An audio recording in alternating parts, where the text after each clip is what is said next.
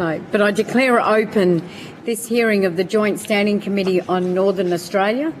I begin by acknowledging the traditional custodians of the land on which we meet, all of the owners, the Gumatj, Rirratjingu, Gulpul and all Yolngu peoples of these lands, and pay my respects to their elders past and present. I extend that respect to all Aboriginal and Torres Strait Islander people here today. The committee will be conducting today's hearing in person. Committee members attending in the room, myself, Marion Scrimgeour as the Chair, the Honourable Melissa Price as Deputy Chair, Senator Almond Payne and Mr Luke Gosling, MP, Member for Solomon.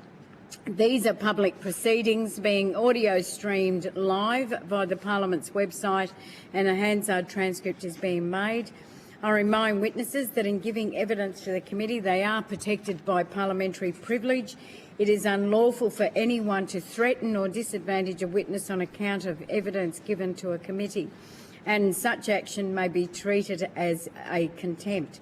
It is also a contempt to give false or misleading evidence. Witnesses also have a right to request to be heard in camera. If a witness objects to answering a question, they should state the ground upon which the objection is made, and the committee will determine whether it will insist on an answer, having regard to the ground on which is claimed. If the committee determines to insist on an answer, a witness may request that the answer be given in camera. And I now welcome representatives from Rio Tinto, Ms Julia Wilkins and Ms Shannon Price. And I understand that information on parliamentary privilege and the protection of witnesses giving evidence to the committees has been provided to you. For the Hansard record, will you please state your full names and the capacity in which you appear today? Julia Wilkins, Senior Manager, External Affairs, Rio Tinto.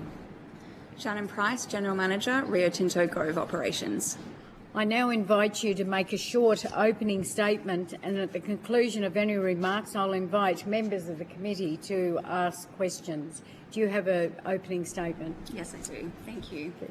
So, Chair, Deputy Chair and members of the committee, thank you for your opportunity to appear here today.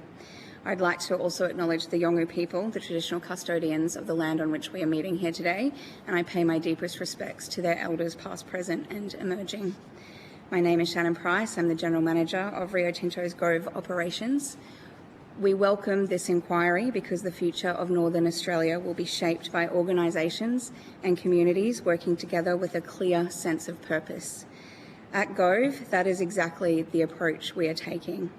We are focused on a responsible transition from mining that is practical, phased, strategic and grounded in partnership with traditional owners, governments and the community.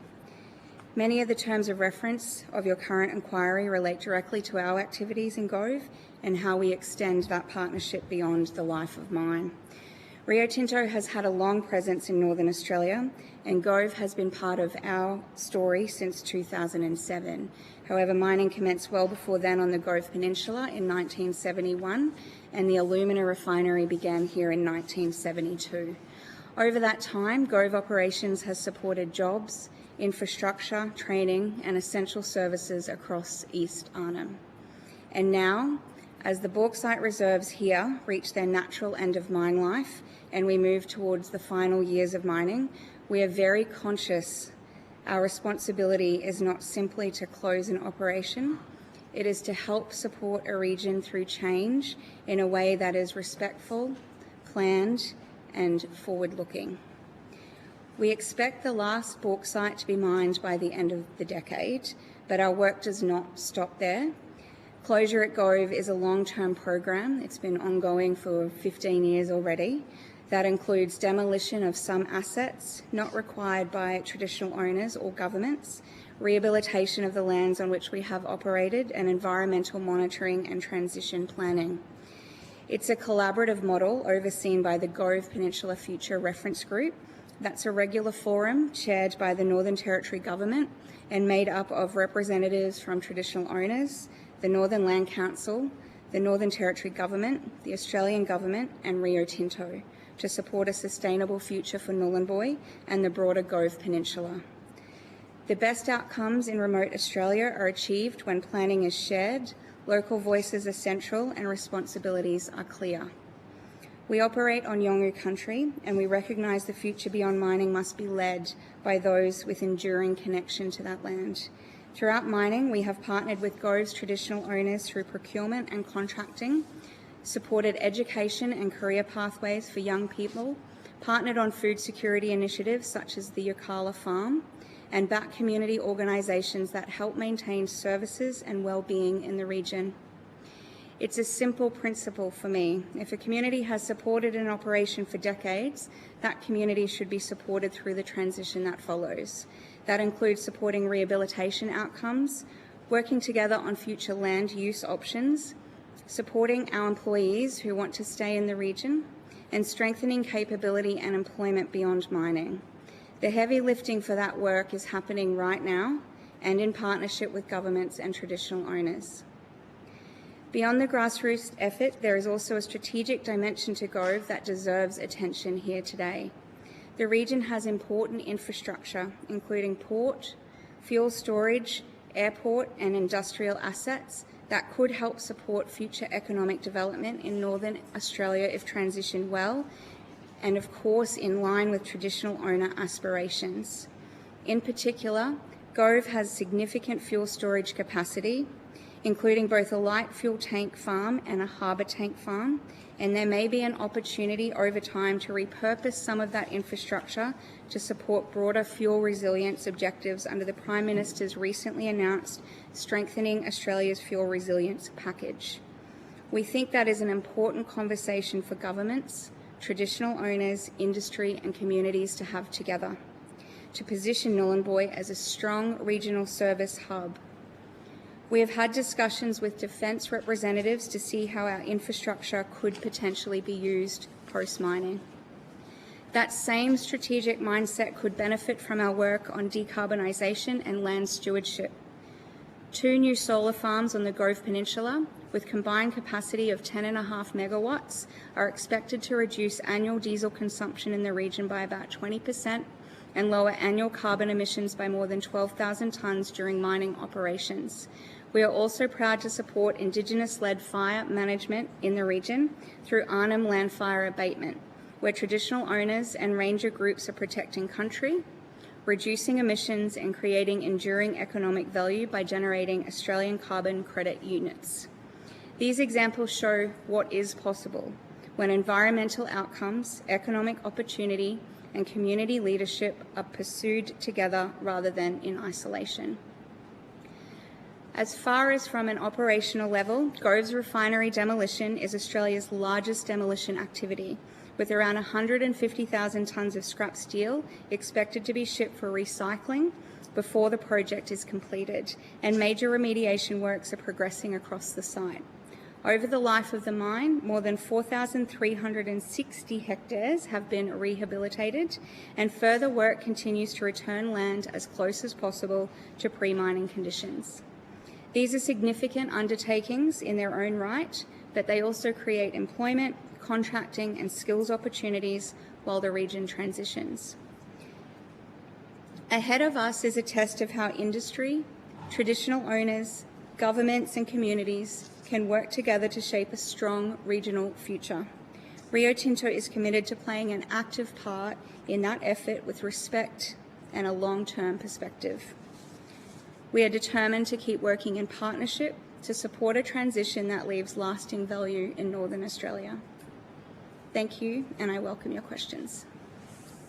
Thank you, Ms Price, and I'll hand to Ms Price on my deputy chair. Price takeover, the Price attack. Thanks so much to Shannon and Julia and other representatives from Rio being here today. Really appreciate it.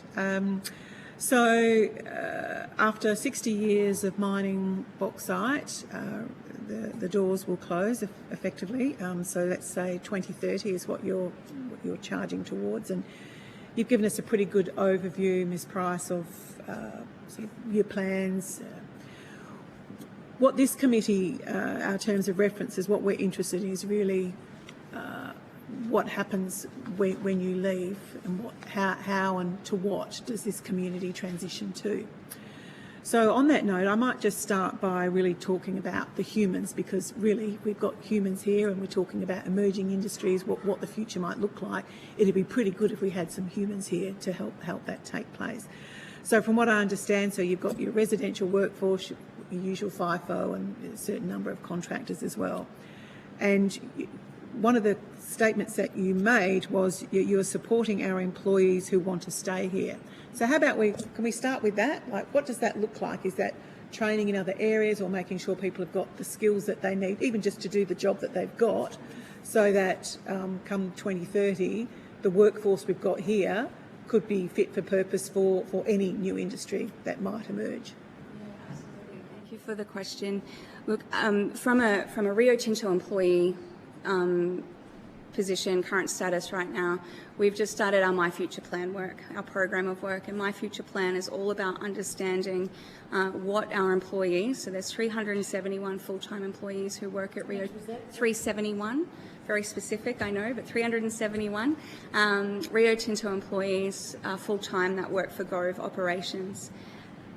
The My Future Plan program is all about understanding, because I agree, Deputy Chair, it is about the people, and it's about understanding what our employees do want post-mining, and understanding how many of those wish to stay in the region once we depart.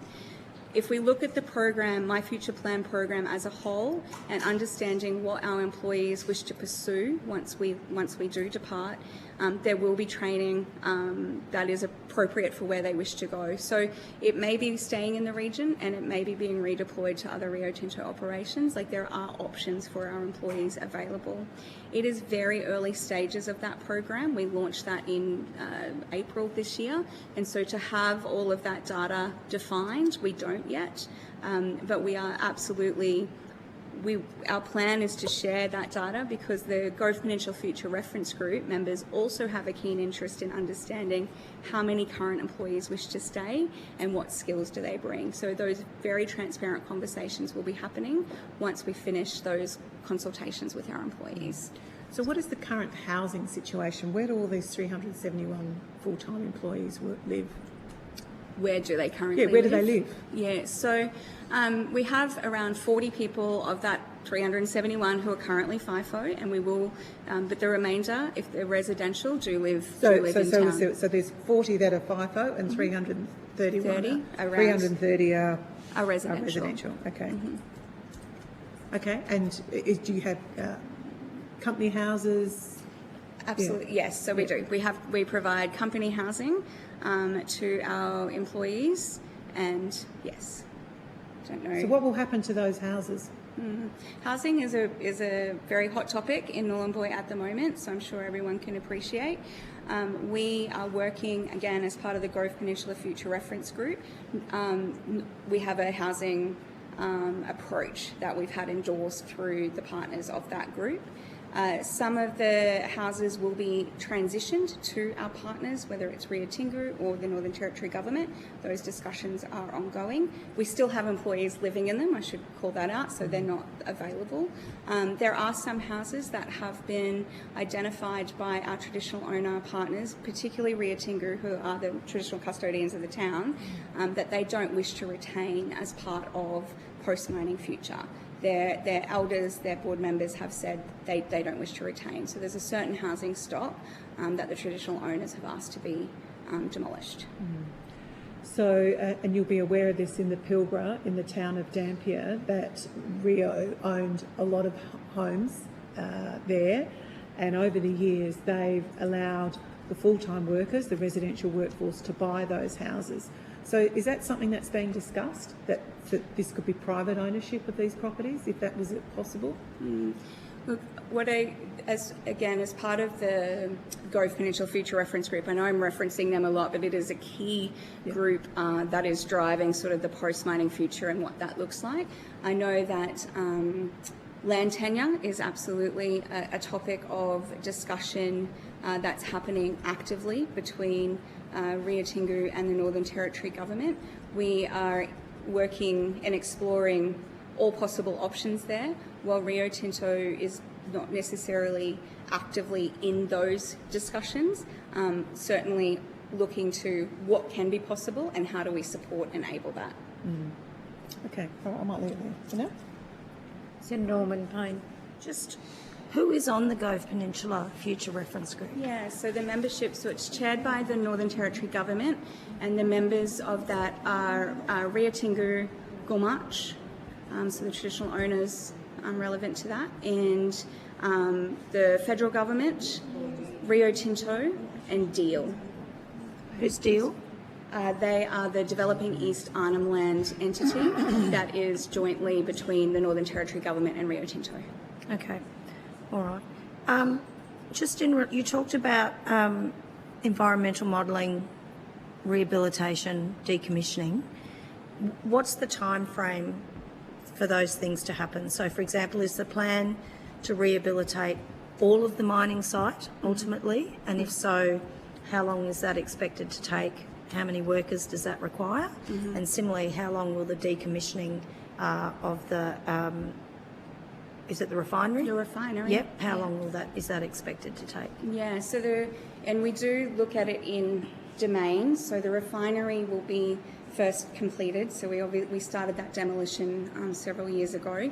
So the demolition of the refinery is due to be completed and on schedule by the end of 2027. We're doing progressive rehabilitation, but we will then need to get in and finalise that rehabilitation in 2028. So that will be the first domain that finishes as part of our closure program. The bauxite mining, we've been doing progressive rehabilitation. I was just out there this morning, and we've got signs on some of our areas that we've rehabilitated, and the one I looked at this morning was 1980. So progressive rehabilitation is well underway at the mine and will continue to be so. In fact, we have increased our rehabilitation from sort of now through to closure, and then we will go in, demolish the infrastructure at the mine and continue to do rehabilitation there. So it will be ongoing past last tonne of bauxite. There will be work that continues there. As far as workforce, I'm actually really proud to say we're still working through final numbers. Like, that is a question I get asked a lot, understandably, right? Because again, we're talking about people. But I am really proud to say we have recently awarded a rehabilitation contract at the mine to Gumach, so that, again, traditional custodians of much of that land. And so we are exploring those opportunities as well. How do we support our traditional owners, build skills, build capability that they determine they need once we leave? And that's the work we're doing. And rehabilitation is a really nice is not the word, like a really great way to be able to support that. Just to go back to the specifics of my question, though, sorry. Is the plan to rehabilitate the entirety of the mining site, and then what's the expected time frame, to the last piece of rehabilitation is done? Yeah, so the plan is, and again, unless there are conversations with traditional owners that they would like to repurpose that land, because that is the work we're doing with them. But the plan is to rehabilitate the mine and the land as close to natural landform as possible.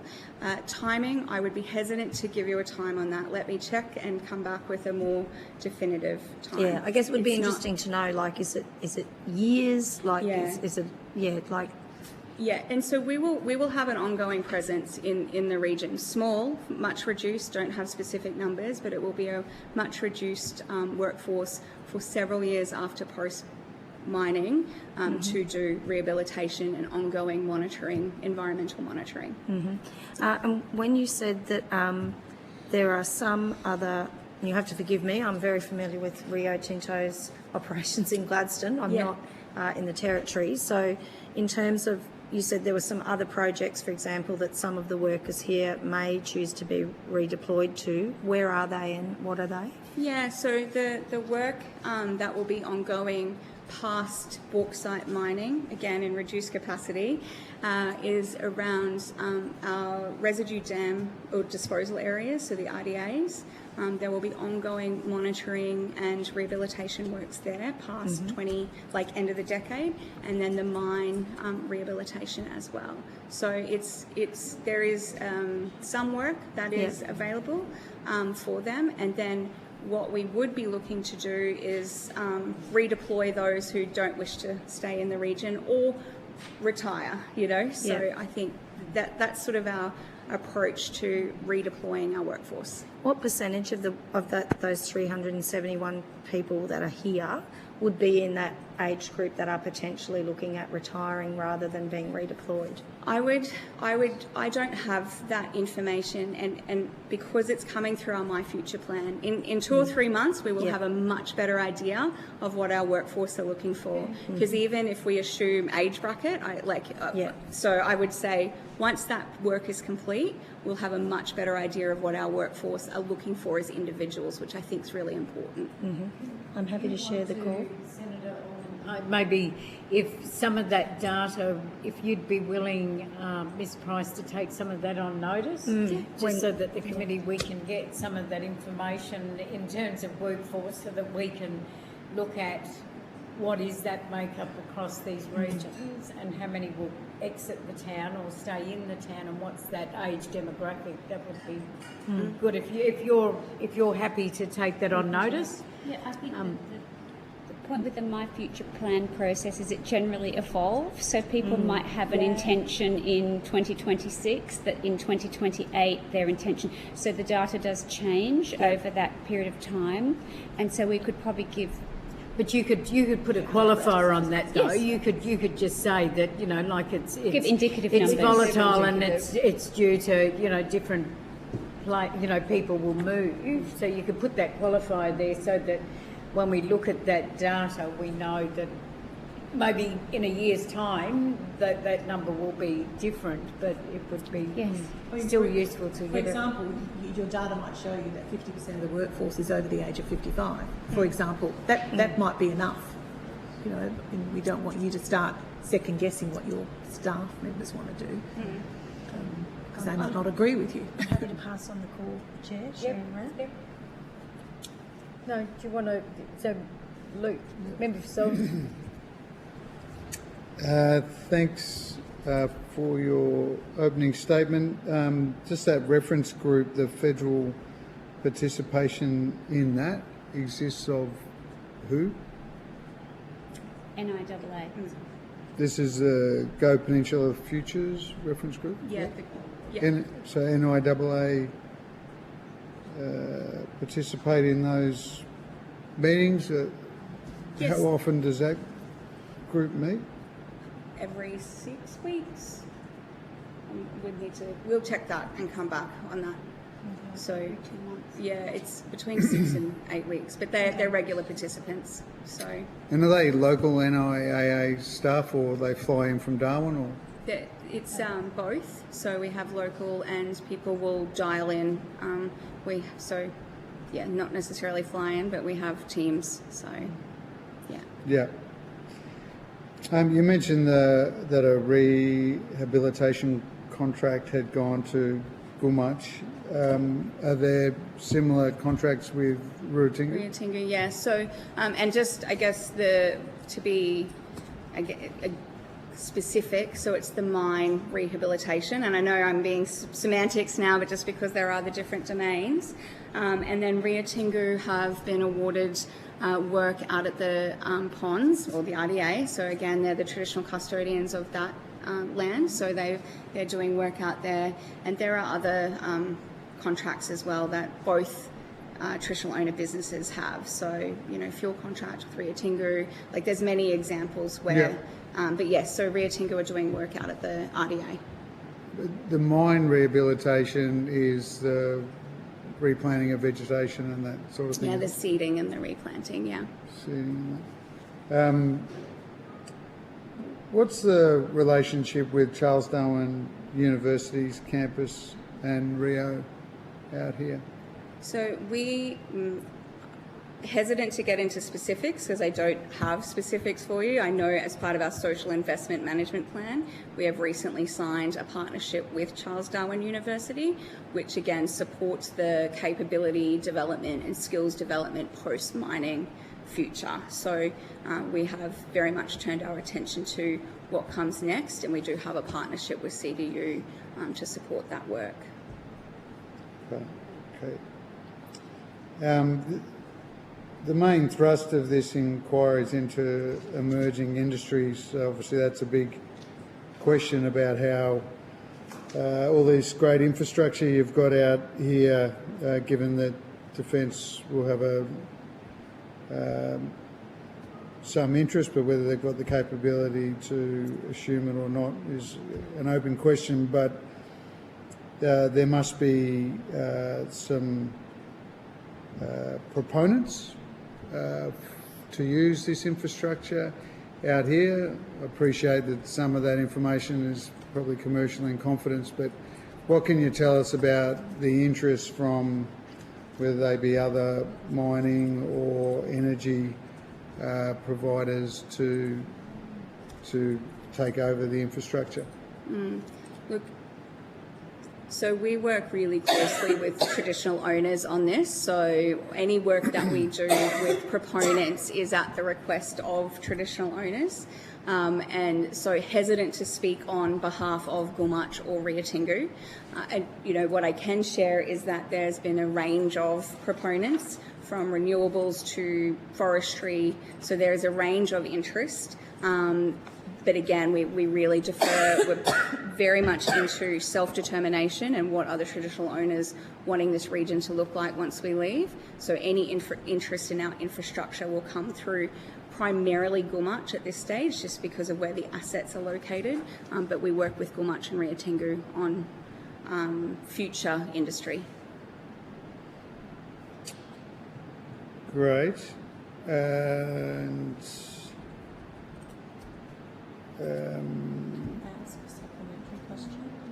yeah, just a question here, Penny.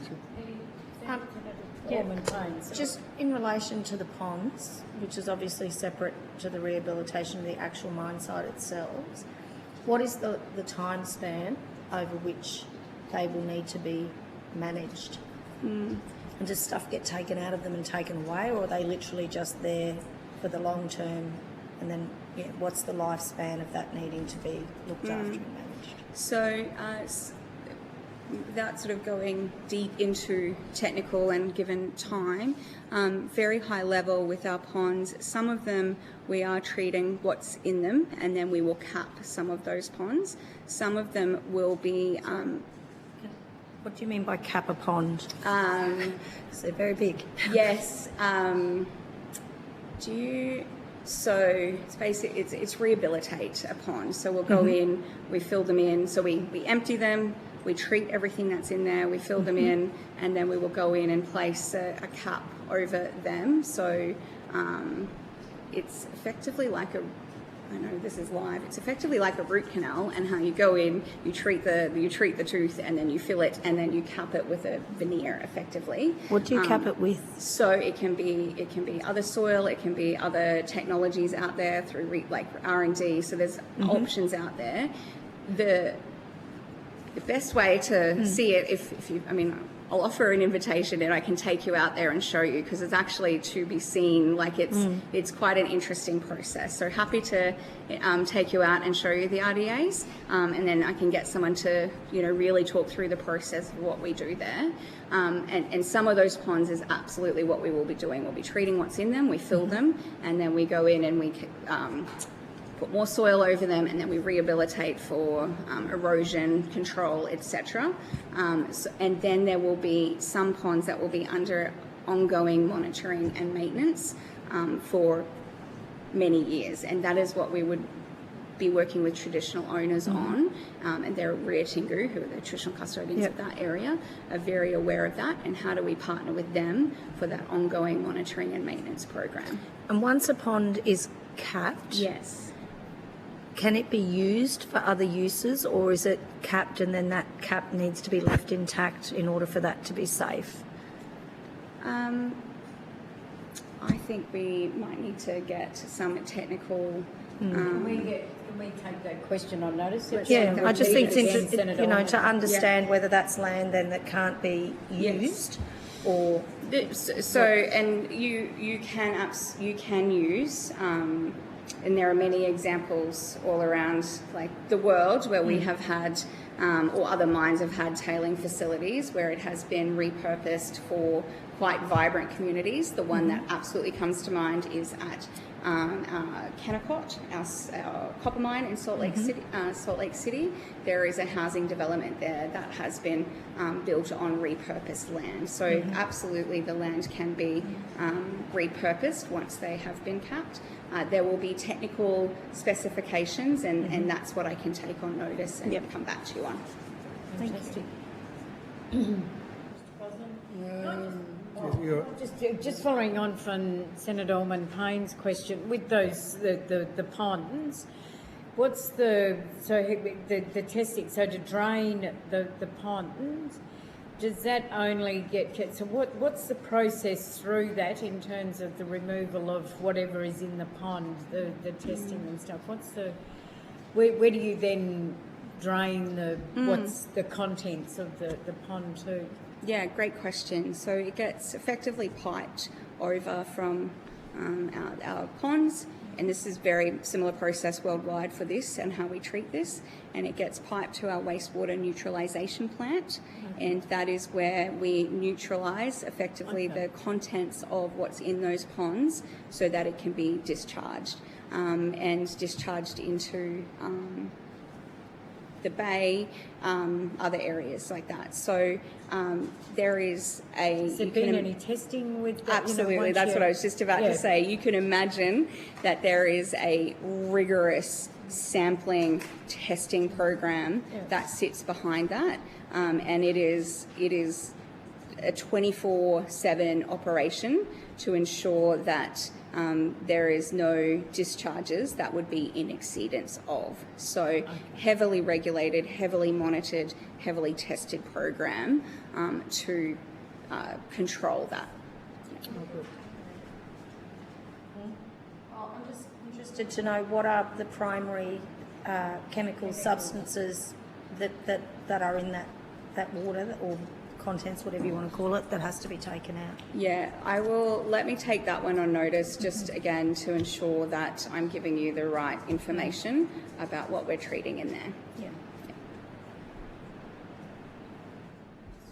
Mr. Gosling? I'm good for now, thanks. Ms Price, I just want to go back to the infrastructure that you will have, which could be useful for other proponents, other industries.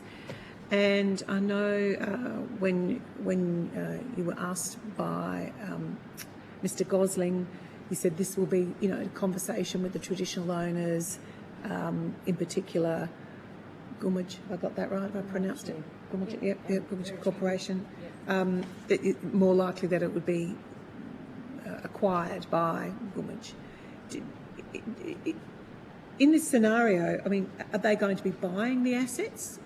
We talked about the solar farm, for example. That's a great bit of kit for somebody to create another industry.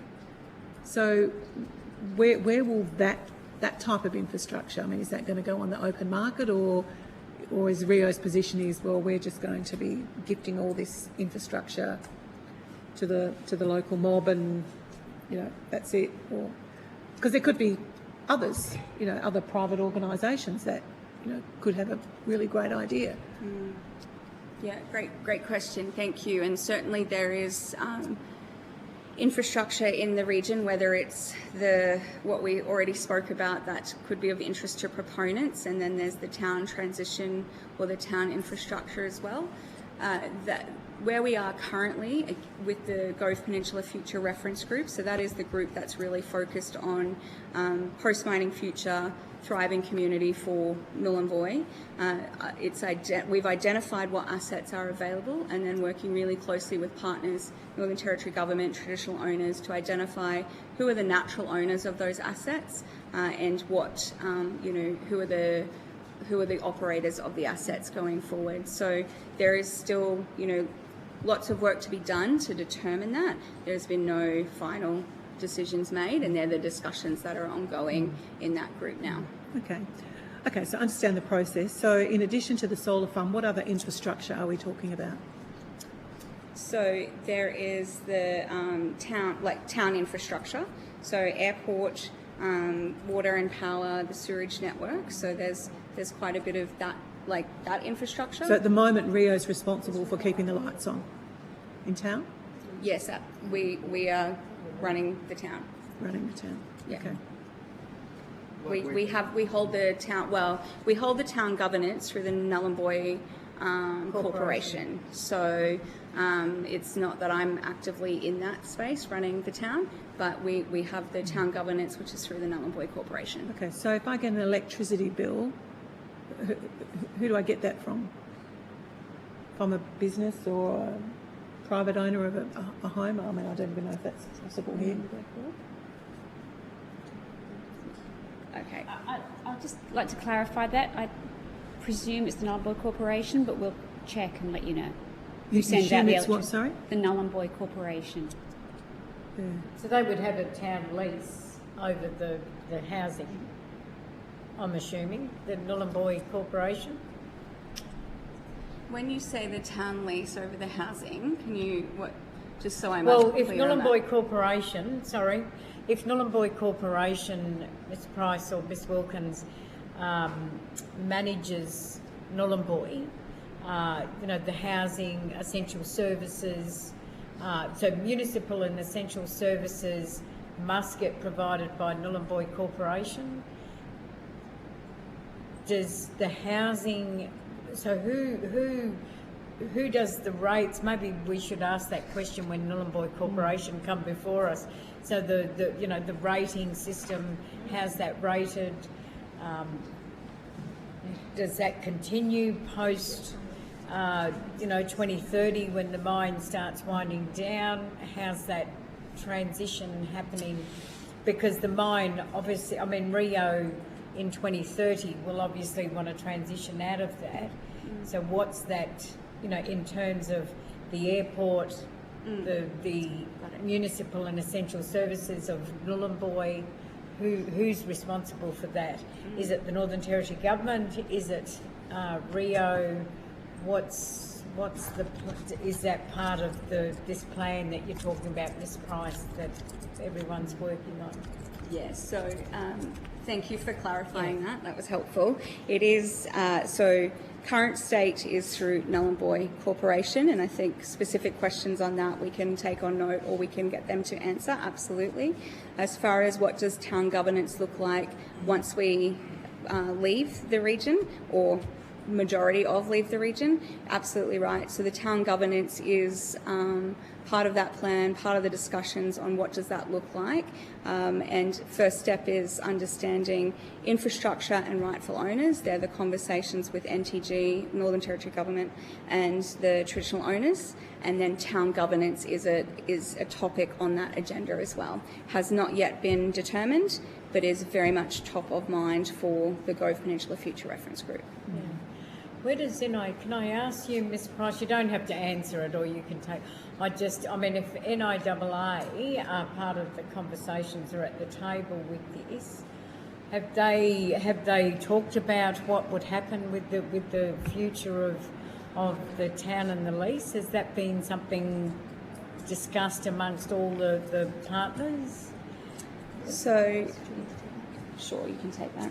So the NIAA are convening their interdepartmental committee, and so that process started last year, and they're bringing in all federal government departments who have even a slight interest in what the future of the region might look like, and they are convening that process. And I think they have invited Rio Tinto, they've invited traditional owners, they've invited NTG at various points to... Is NLC part of that? Can I ask Julia?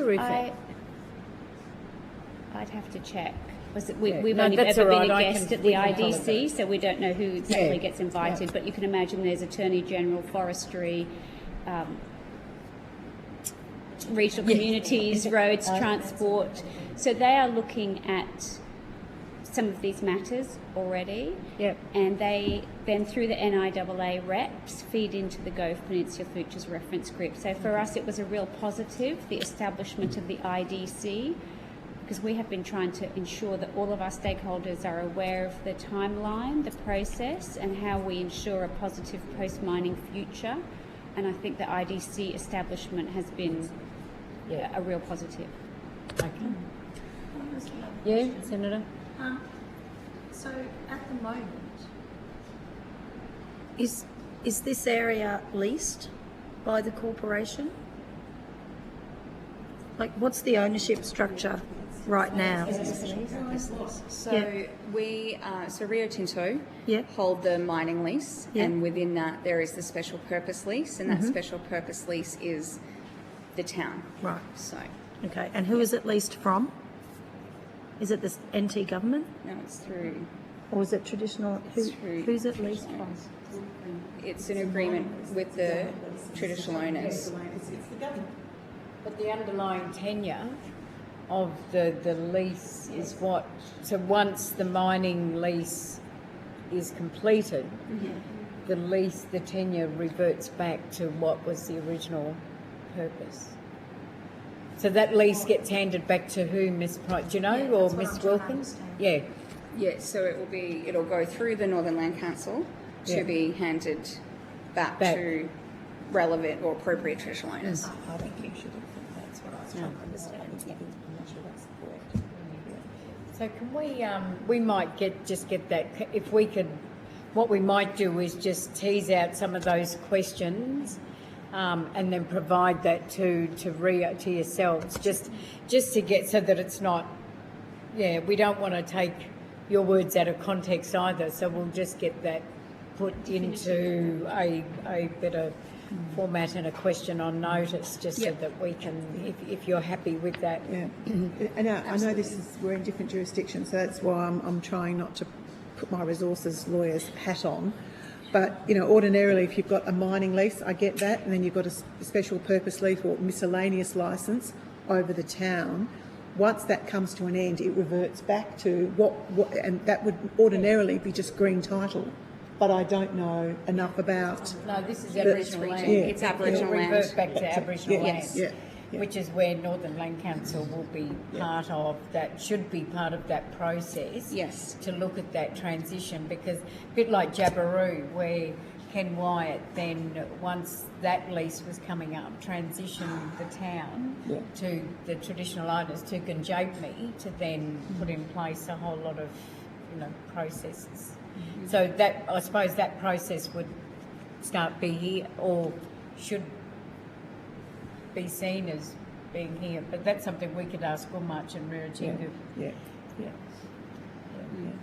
All right. Can I ask a All question? right, yeah, sorry, Mr. Gosling? Might just do it on notice, might be easier, but I just wanted to get an idea of the fuel storage capacity within Rio's assets, and if there's limitations on what sort of fuel can be kept.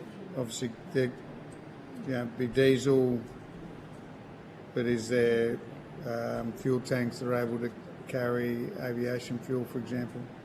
We can certainly provide that. So since the Middle East issues, we've been reporting Rio-wide on our fuel holdings and our capacity, and we certainly have through to the to DISA, the Department of Industry, Science and Resources, as well as to the NTG, discussed that opportunity around the fuel tanks and their capacity. Now, they would need to be reconfigured. They need quite a significant amount of engineering and reconfiguration to be able to be used for diesel. They were used for heavy fuel oil. So we can certainly provide that a break with. The opportunity is I think it's quite relevant and timely. Very much so, yeah. Just a follow-on question, so, and it's a little bit similar to the power bill question in that I'm not aware of how fuel is distributed to, say, the teachers and the nurses, people who just live in the community. So does Rio own the fuel stations in Nhulunbuy, and do you set the fuel price, or is that just done completely commercially by fuel companies? So I can say Rio Tinto, yeah, right? Yeah, Rio Tinto have the fuel contract, so they will import the fuel. They use our facilities to offload the fuel, so that's certainly a role we play. We bring the ships in, offload the fuel. There's a BP just over there that is available for local consumption. There's a fuel station out at Yirrkala. Rio Tinto does not set the fuel price. It does not have anything to do with the fuel that is available to local residents. We use our fuel for operations. So we do use fuel for generators, the power generators and haul trucks and things, but we don't set the fuel price for local consumption. What is the power supply here? Is it diesel generators and fuel cards? What's the power? We have diesel generators that does supply the power for Nhulunbuy. So that is, and we have the solar panels that we've installed, which has reduce some of that diesel consumption. So not wholly and solely dependent on that diesel, but it's a diesel generated power station that is out of the port end of the operation. So that's how it's currently supplied. I would presume there's a massive opportunity here, for example, to go solar and microgrid, for example, to get people off diesel. Absolutely, I would see that as an opportunity, which is why we've installed those solar panels as well, which will be an asset that is transitioned. Yeah, it still blows my mind that any regional remote communities running off diesel when we've got plenty of sun. Go to every community in the Northern Territory and you'll find diesel generation, which is a real shame. There are missed opportunities, but that's the reality. So have you got any more questions? Member Solomon, Deputy Chair.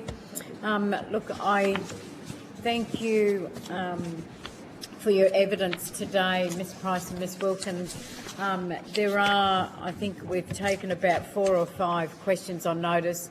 The committee's agreed that any responses to questions on notice should be provided within 2 weeks of you receiving a copy of the Hansard transcript. You'll receive from the Secretariat each of the questions outlined, and then when you get that transcript and those questions on notice, it'll be about a 2-week turnaround if that's possible. But thank you very much for your evidence today. Thank you. And and I apologise for the lateness of the start.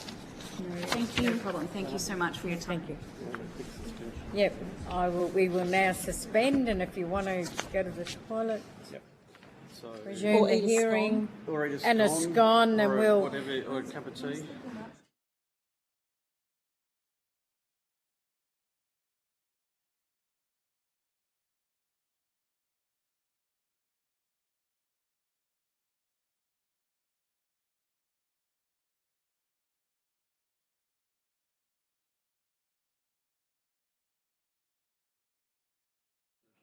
Make a cup of tea quick.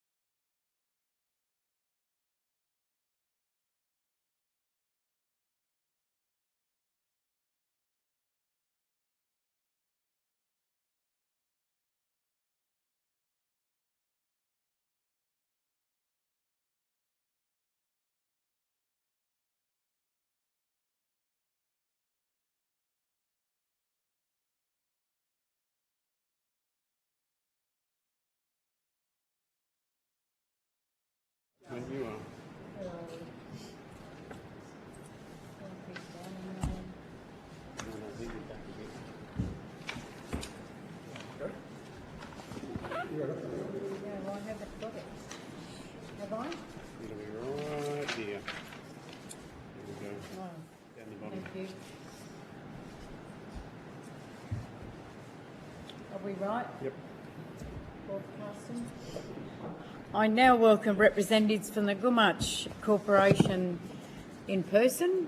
I welcome Mr. Jawa Yunupingu, Sean, and Jawa Burrowing.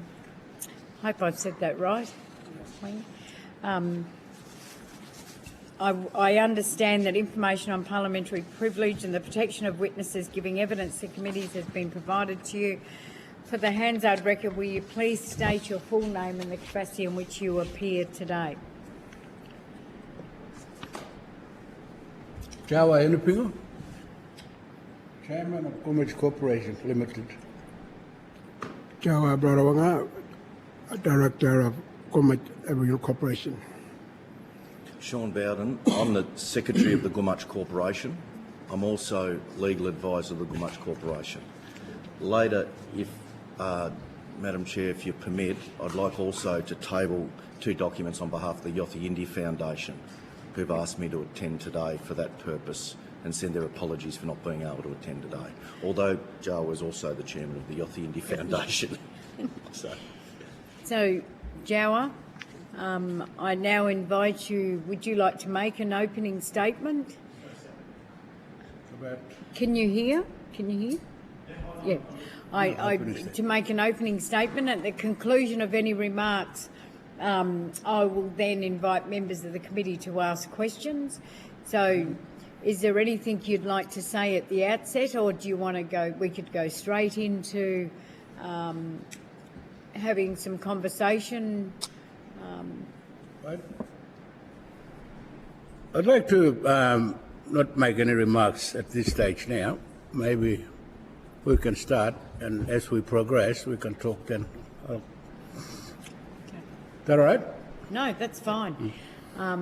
Sean, did you want to make any opening statements or make any comments? Would you like me to go through what our terms of reference may be? So the committee, we've been travelling all around, and this is our... So here we were going to go into Central Australia as well. We've been over in Melissa's electorate in terms of Durack, which is, you know, the Kimberleys, and goes nearly all the way down to Perth. No, we haven't been to North Queensland yet, have we? No, but we will be going. Part of it is looking at the global transition to net zero, further renewable, decarbonisation and carbon abatement, developing critical minerals, looking at the development of export industries, supporting the decommissioning industry, which is really important when we look at these mines, this mine and also Jabiru and other places. What's that decommissioning industry there? Supporting the defence industry. So we know that there was the rocket launch pad here. So where's that at? Supporting infrastructure, so it's not just buildings, it's also roads and other key infrastructure. Managing biosecurity risks, training, attracting and retaining a skilled workforce. What's been the investment from governments, both NT, Commonwealth, in terms of doing that? Industry, has industry put that investment there? Empowering and upskilling local First Nation people, so how much Yolngu people have been empowered and trained in that? Barge landings, marine access for remote communities, not just here but around the region. You know, what are those barge landings and marine access for our remote communities? And research and development, has there been much investment in terms of looking at research and development? So there's some of the things, Jawa, that the committee's been talking to different communities about and we've had a look at. I suppose coming here, we had a long session, or about an hour, with Rio Tinto, talking to them, and it was good. It was good conversation about what next.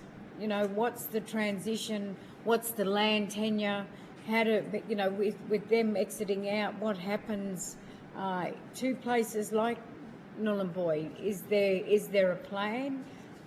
Yolngu involved and driving that process? What happens with, you know, sometimes there's a lot of Ballina that have lived in these regions for 30, 40, 50 years that might want to get there, and stay here. So what happens with a lot of that? So that would be good conversations to have with you today. That's a lot. Maybe we start with some bite sizes. Little bit. The lease. Let's start with land tenure. Well, it's always like even though the mining company will go, exit from this country, from our place, our region, Yeah. and I think that we would like this place to, in our own words, say, develop, is we need infrastructure, we need better roads, and what else? What else? Jimmy? Roads. I forgot what else came into my mind, but I'll think of it, think something of it. But it's always something that we always think, if we'd been planning, even if we currently work together with the mining company, just to put up our flags in a way that we work with this mining company in collaboration. Yes? But it's always hard traveling down the dusty track. We need better roads. For Nhulunbuy, I cannot talk about. That's Redding. Although we have portions of land around here, but it's not in the main township list.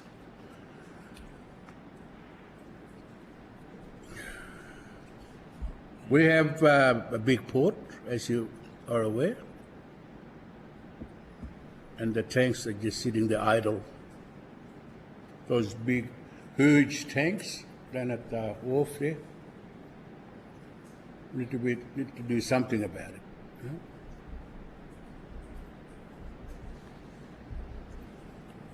We need that fuel storage, for fuel storage, the tanks. Maybe reserve tank, fuel, if you like. Defence Force could use it, ADF, as a reserve fuel. I was approached in Darwin by the Chief Minister, and she talked briefly on it. I said, let's talk together. Anti-government, federal government, traditional owners on that subject.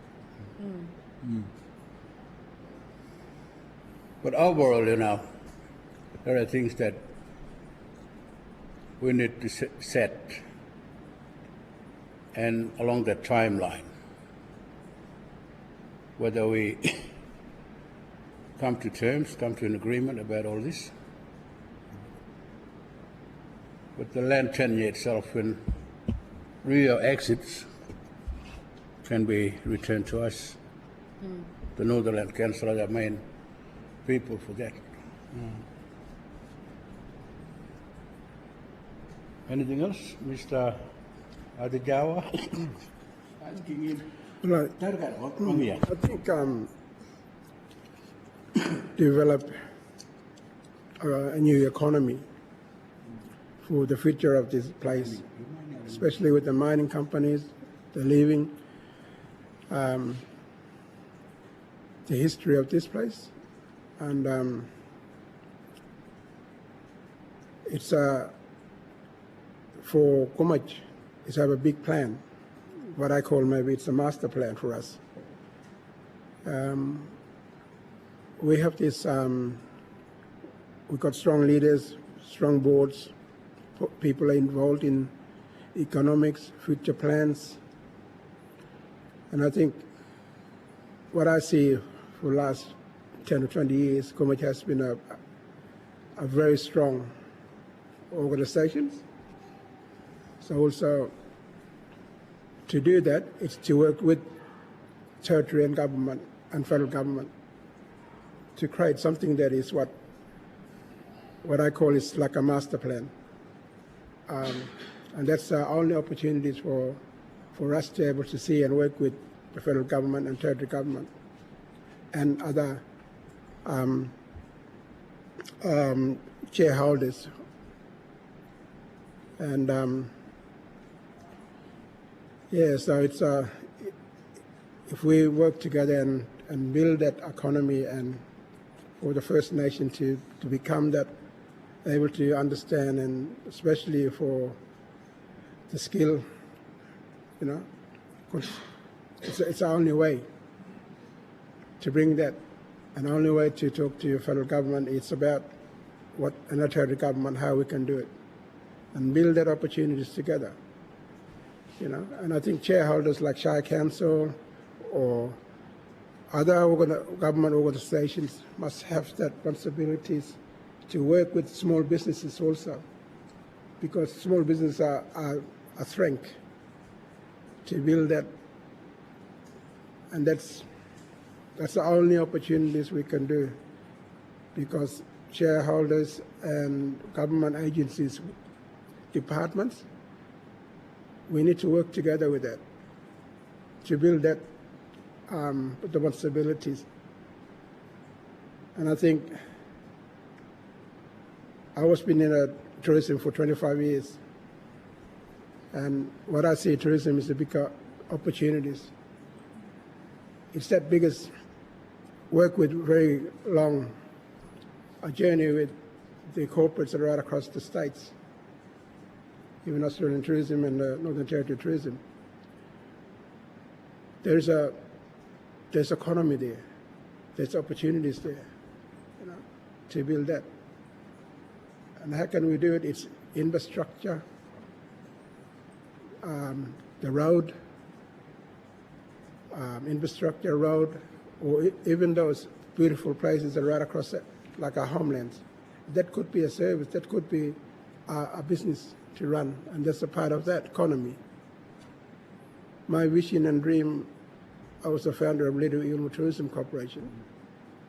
I was going to try to build a 50 homelands right across a new economy. So if we say, what is a new economy? There was 100 people that I spoke to the last 10 or 20 years. Their vision and dreams are there, but there's no support. Now, there's no what I call financially a seed money. That's what we need. Yep, Senator Payne. Thank you very much for having us here today and for coming and speaking with us. Late last year, I went to the Great Northern Australia Conference, and there was a significant First Nations voices at that particular conference. And what a lot of people at that conference were saying was that we need to move away from a paradigm where the only way to make money or develop the Northern Territory is to have a mine or a gas field, and that there are plenty of other opportunities here, particularly around conservation. It's such an intact, pristine landscape that First Nations people have cared for millennia. And I guess one of the things that I'm interested to know is, even our own inquiry is sort of coming with this idea that, what industry is best to be here in the Territory. And I'm really interested to understand, like, from your community's perspective, you've got a mine that's transitioning out. Is your community's view of what needs to come next more industry, or is it other things like conservation work, tourism, and other industries that actually are more compatible with care for country? And therefore, does that mean that what you're looking for example, is rather than $1 billion being given by government to a company to set up, would you rather have $1 billion for roads so that people can actually get in and out of your community safely? I'm very interested to understand from your perspective, what are the types of things that you want to see on your country and replacing industry that's currently here? And is that just a white fella view that I'm bringing as opposed to what you actually want for your country?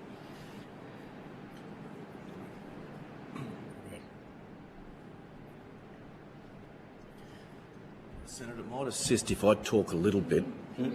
Sean Bowden. Yeah, Sean Bowden. I'm Company Secretary for the Gumatj Corporation, also provide legal advice to the Gumatj clan. For many years I've also provided legal advice to his brother, the late Dr. Nhulunbuy, and to these men themselves. So I have not a lifelong history here, but a significant history in observing the contours of the relationships in this place and how they've developed. I think what might be useful at this juncture is just to explain a little bit about what the Gumatj Corporation does at the moment, some of their activities and some of their businesses that exist. There's a number of industrial operations. One is a mine. It's known as the Gulkula mine. It's up near Gama. It was a stranded deposit in some respect from the main mine. But when Rio Tinto first came, and well, it wasn't Rio Tinto back then, Nabalco, Alice Swiss came, this area was left aside, and Dr. Nhulunbuy had his eye on it for a long time, and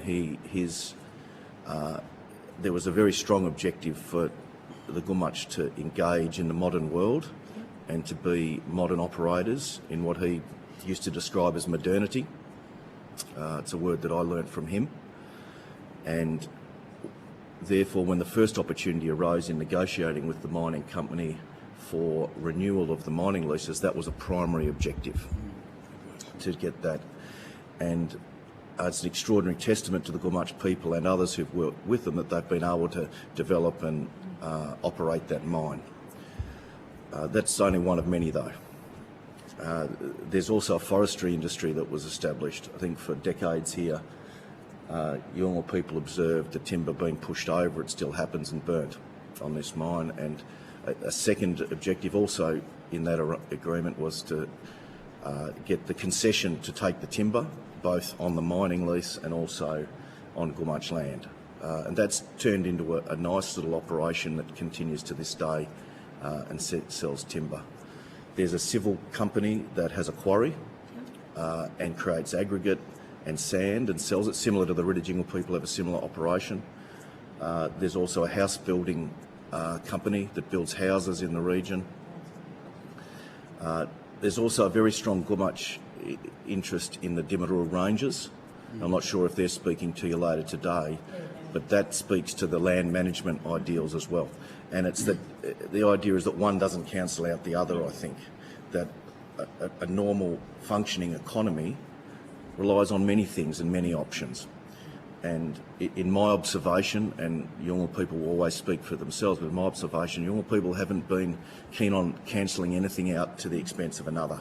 It's what are these opportunities? Of course, the love of country and the desire to maintain the environment is a primary driving factor. And I think the Rangers program that's been supported by the Commonwealth is a wonderful program that speaks loudly to that and does good things through Dimmerul and the other Rangers. So, and Gumatj Corporation supports that. The other thing the corporation does that's important and not often known is support the ceremonial life of the Yolngu people and the Gumatj people, particularly around normal ceremonies for deaths, young boys coming through and these matters. And a lot of the income that is generated and the royalty income is put aside into a fund for that purpose as well, because the land and the people and the ceremonies are so interconnected. So that's a long way of answering your question about what the objectives might be, but I think from my observations everything's on the table. And also there's a sense that the world's about to change very significantly in this part of the world.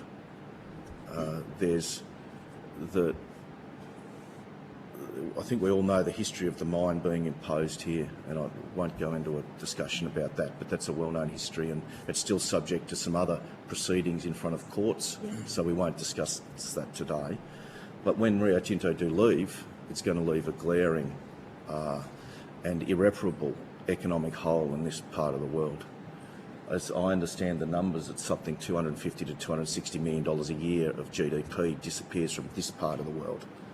I'm not sure that factors in royalties. I imagine it does, but that is a massive deficit that I don't see how it's going to be very difficult to fill. Now there'll be people who leave the region, of course, and that will give younger people an opportunity to breathe and an opportunity to have these other opportunities. But it's also going to confront people, I think, with a lot of very serious next step decisions and expectations that have built up over 15 years. I don't think will be able to be fulfilled anymore. And that's the point of both men here about roads and infrastructure. Yes. Notwithstanding the mining company here, roads and infrastructure outside of this town are appalling. Yeah. I'm not sure, I haven't been to the third world, but people say third world, but they're not up to standard. And I'm not sure, again, whether Nhulunbuy are speaking today, but they will tell you about the terrible deficit in roads. Later I might come back to some of the fundamentals around that. I won't deal with that now, but homelands are running off 70% diesel at the moment, as I understand it, which is another major challenge to the future of homelands. How are these homelands that are so important to young people going to be maintained and going to continue for the next 50, 100, 250 years? And I think these are really big questions that haven't been answered yet. Yeah. And it's difficult to answer them sometimes when day-to-day life's so busy and so stressful. Yeah. There's a funeral going on at the moment. There's always funerals, there's always life and death getting in the way of all these things. Arising from some of the conditions here. So I might just stop there, but obviously we can continue to take questions and Thank you. continue That's our helpful discussion. because I think, certainly from my perspective, and I'm sure other members of the committee, it's really important to me to understand what is it that communities actually want and need, as opposed to what we come in assuming they want and need. Yeah. Thanks so much for joining us here today, and that was a great explanation, Sean, just about the portfolio of what your corporation already has. So congratulations with regards to that. So the way I see it, there's a huge opportunity for you going into the future, but if you don't and we don't get it right, there'll be tumbleweeds coming down, in and out of Nhulunbuy. So we've took evidence from Rio before, which we're very grateful to them, and I don't think we quite appreciated at the beginning that we were going to talk more so in detail about land tenure and will there be an opportunity if you're an individual, because we know that there's 330 people who work full-time for Rio living in this community, assuming some of them belong to your mob. Would that be true? I'm trying to understand the makeup of Nhulunbuy. Well, some people. Some, yeah.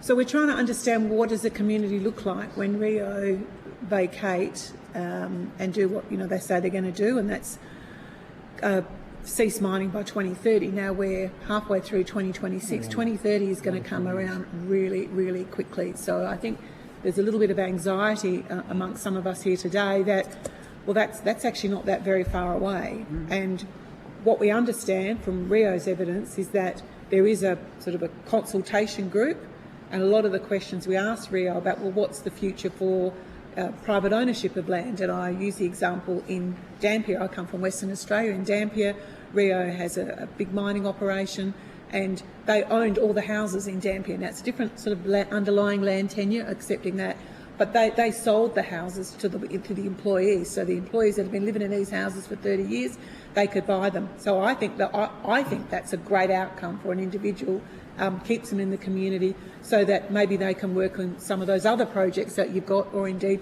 some other project that someone might have. For example, the solar farm. I mean, who's going to own the solar farm? That sounds like a great bit of kit for somebody to get their hands on.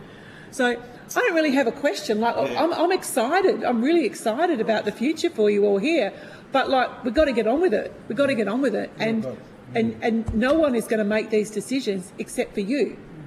So it's enormous weight on your shoulders. I get that. So maybe it seems to me that you've got a great opportunity right now, because understandably so, Ria, when the questions we ask them, they'd say, well, actually that's going to be a part of the working group and we're going to work together. But I think the time is now for your organisation to have a view about, well, what actually do you want? And maybe you've got leverage if there's roads that need to be fixed out to the port. Have I understood that correctly? Right? That you say, yeah, okay, well, that's fine. We want to take on those assets at the port, but in return for that, we need that road to be fixed. So I used to work in business development as well, so I'm trying to think about what life looks like for your mob at the end of this. But is there key infrastructure that currently Rio Tinto owns? So here is a question: key infrastructure currently owned by Rio that you think would be good for your organisation and your mob?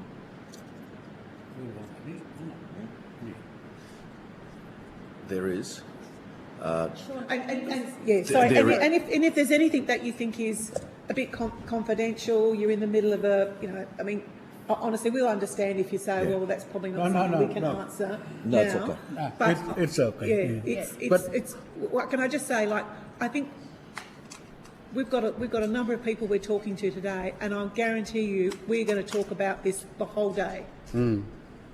Well, mining company is going to go, Rio Tinto, which will be a huge impact on our statutory royalties.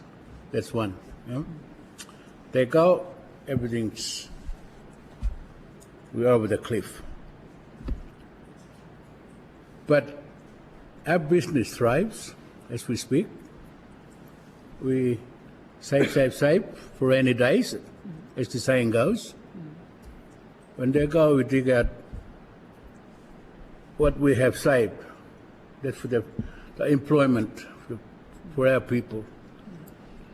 Because I don't think it will impact us in a way, how we've saved our royalties in a way. We don't pocket our money.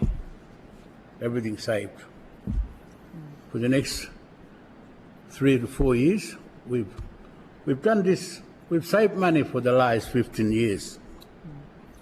And we're in a good position for that. But we have a civil company. We just started that. It's roadworks. It's sitting. We own a batch plant.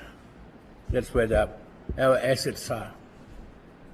A couple of $1 million worth of assets, but it'll be put in good use.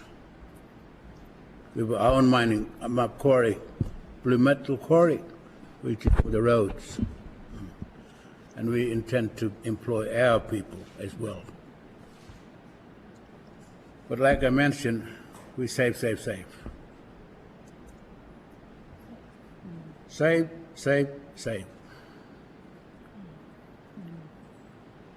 is there infrastructure currently owned by Rio Tinto that you would like? Because apparently that's what's happening. We've been talking about it. You've been talking about it? Yes.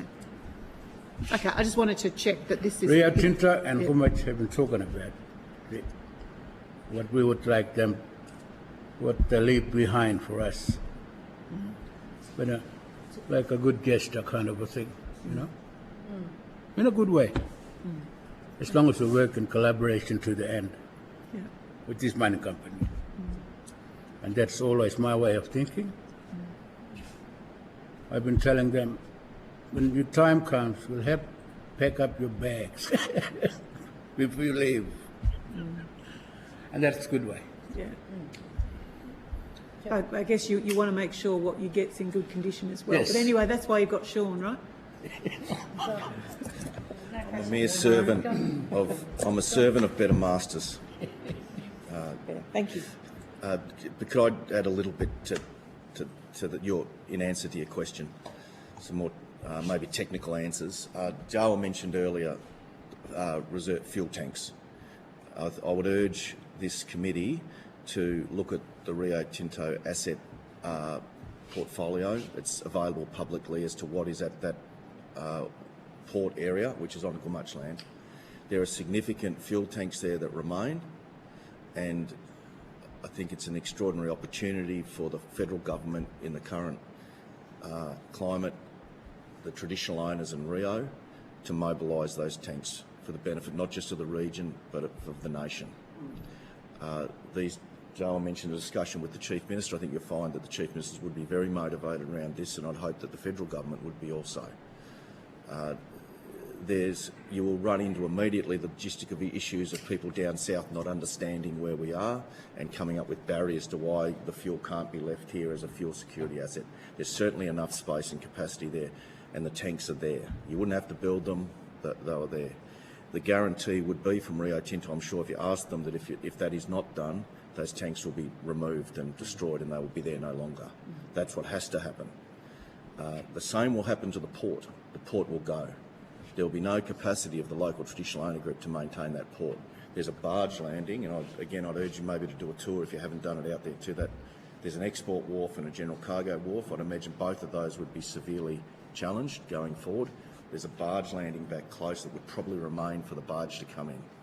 Again, they will not be here in 5 years' time if a mobilisation is not affected with Sorry, Sean, just with that, like with the tanks and with the barge landing, and so Rio assets, isn't that part of the negotiations? So you would be negotiating, so Gumatj, so the groups, anti-government, the different groups with Rio, so when you look at those assets, these are the assets we want we want to maintain them.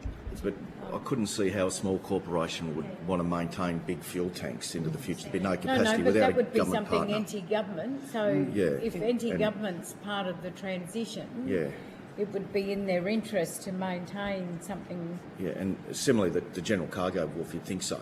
But I'm not involved in detail with those discussions, so I can't speak to that. But all I know is that there's rehabilitation obligations on the mining company, and when the mining company leaves, that's what they'll be focused on.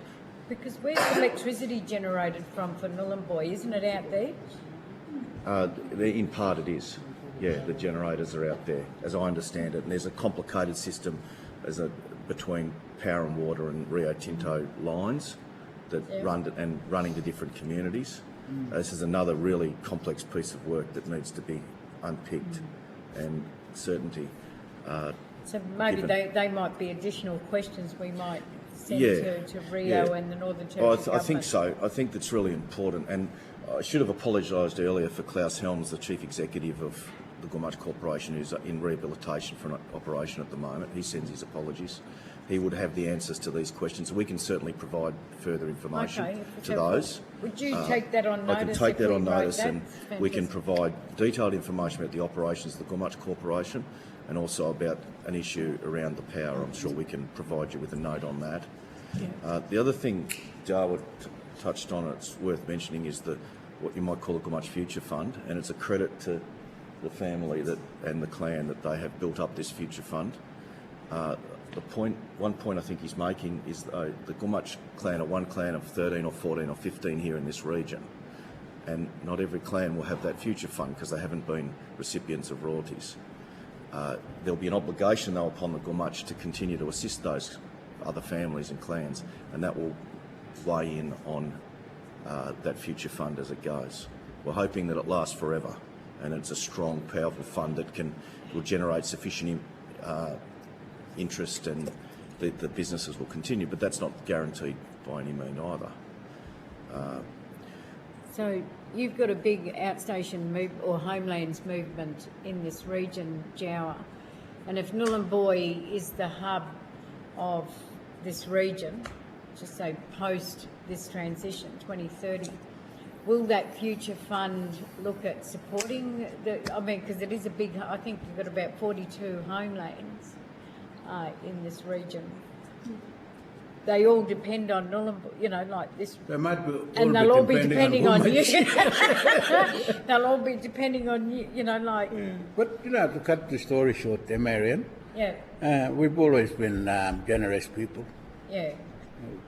Always helped our countrymen down the road there Yeah.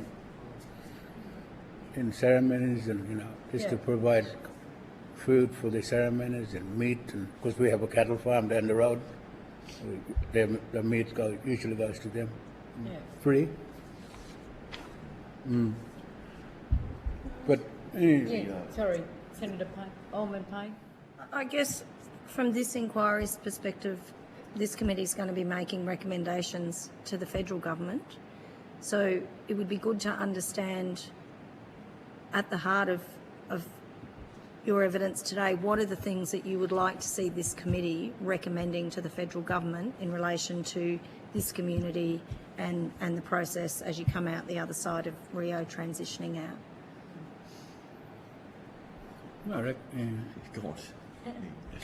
my recommendation is we have the assets that sit at the harbour, the general cargo wharf itself. Why I say that is if we want to start this rocket thing again, we need that port so ships can carry and bring in the rockets in. But speaking of the spaceport itself, we're still looking for customers. Some are interested. They've already talked to them about it. They only started up again. And that's another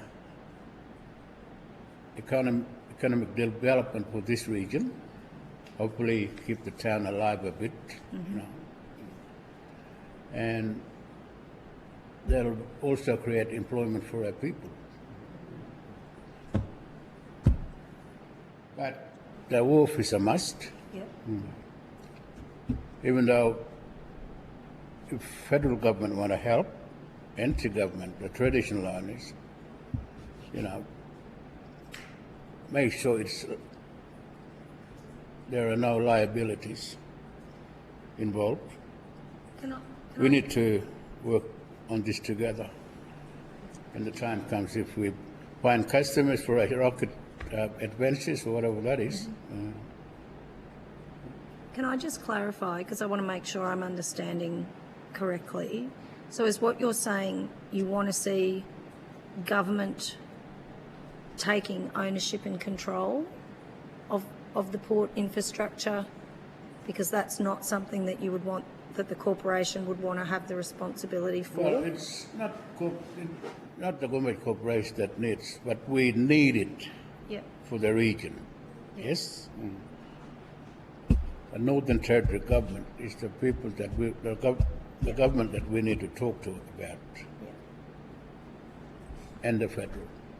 If I can, Chair, so my question follows on from that. So ideally, you want some anchor tenants in here, industrial,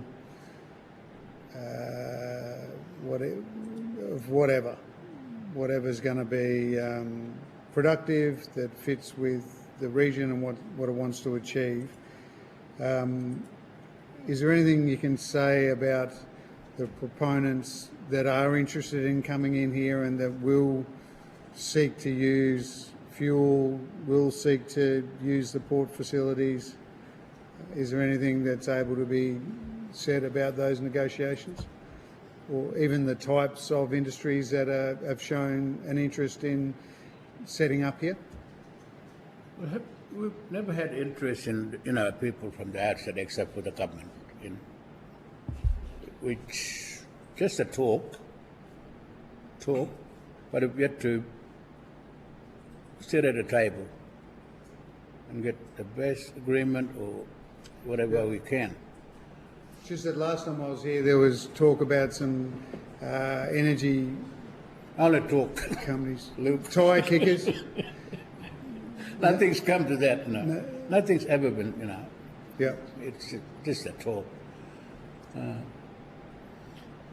I think that strategic fuel reserve should be a real focus. Yes. And that would, the Commonwealth could be a customer in using those tanks, and could create a tripartite negotiation with Rio Tinto, the traditional owners, Northern Territory government. Maybe there's 4 parties there actually, and the Commonwealth, and that would be an immediate uplift that would support the infrastructure there on the port, because you need to maintain the port as well. And we always experience in this jurisdiction a little bit of passing between Territory and Commonwealth governments, and you can get caught in the middle very quickly. And we understand, and I'm going to talk to this towards the end if I have 10 minutes, about the fiscal situation that is presents itself in the Northern Territory at the moment and how difficult it is. But I did also, in the short preparation I did to come here, I wanted to bring and table an academic article. I'll just read it in for the record. It's called The Development of Bauxite at Gove, 1955 to 1975. It's by Mr. David Lee from Deakin University. It's the Journal of Australasian Mining History, Volume 12, 2014.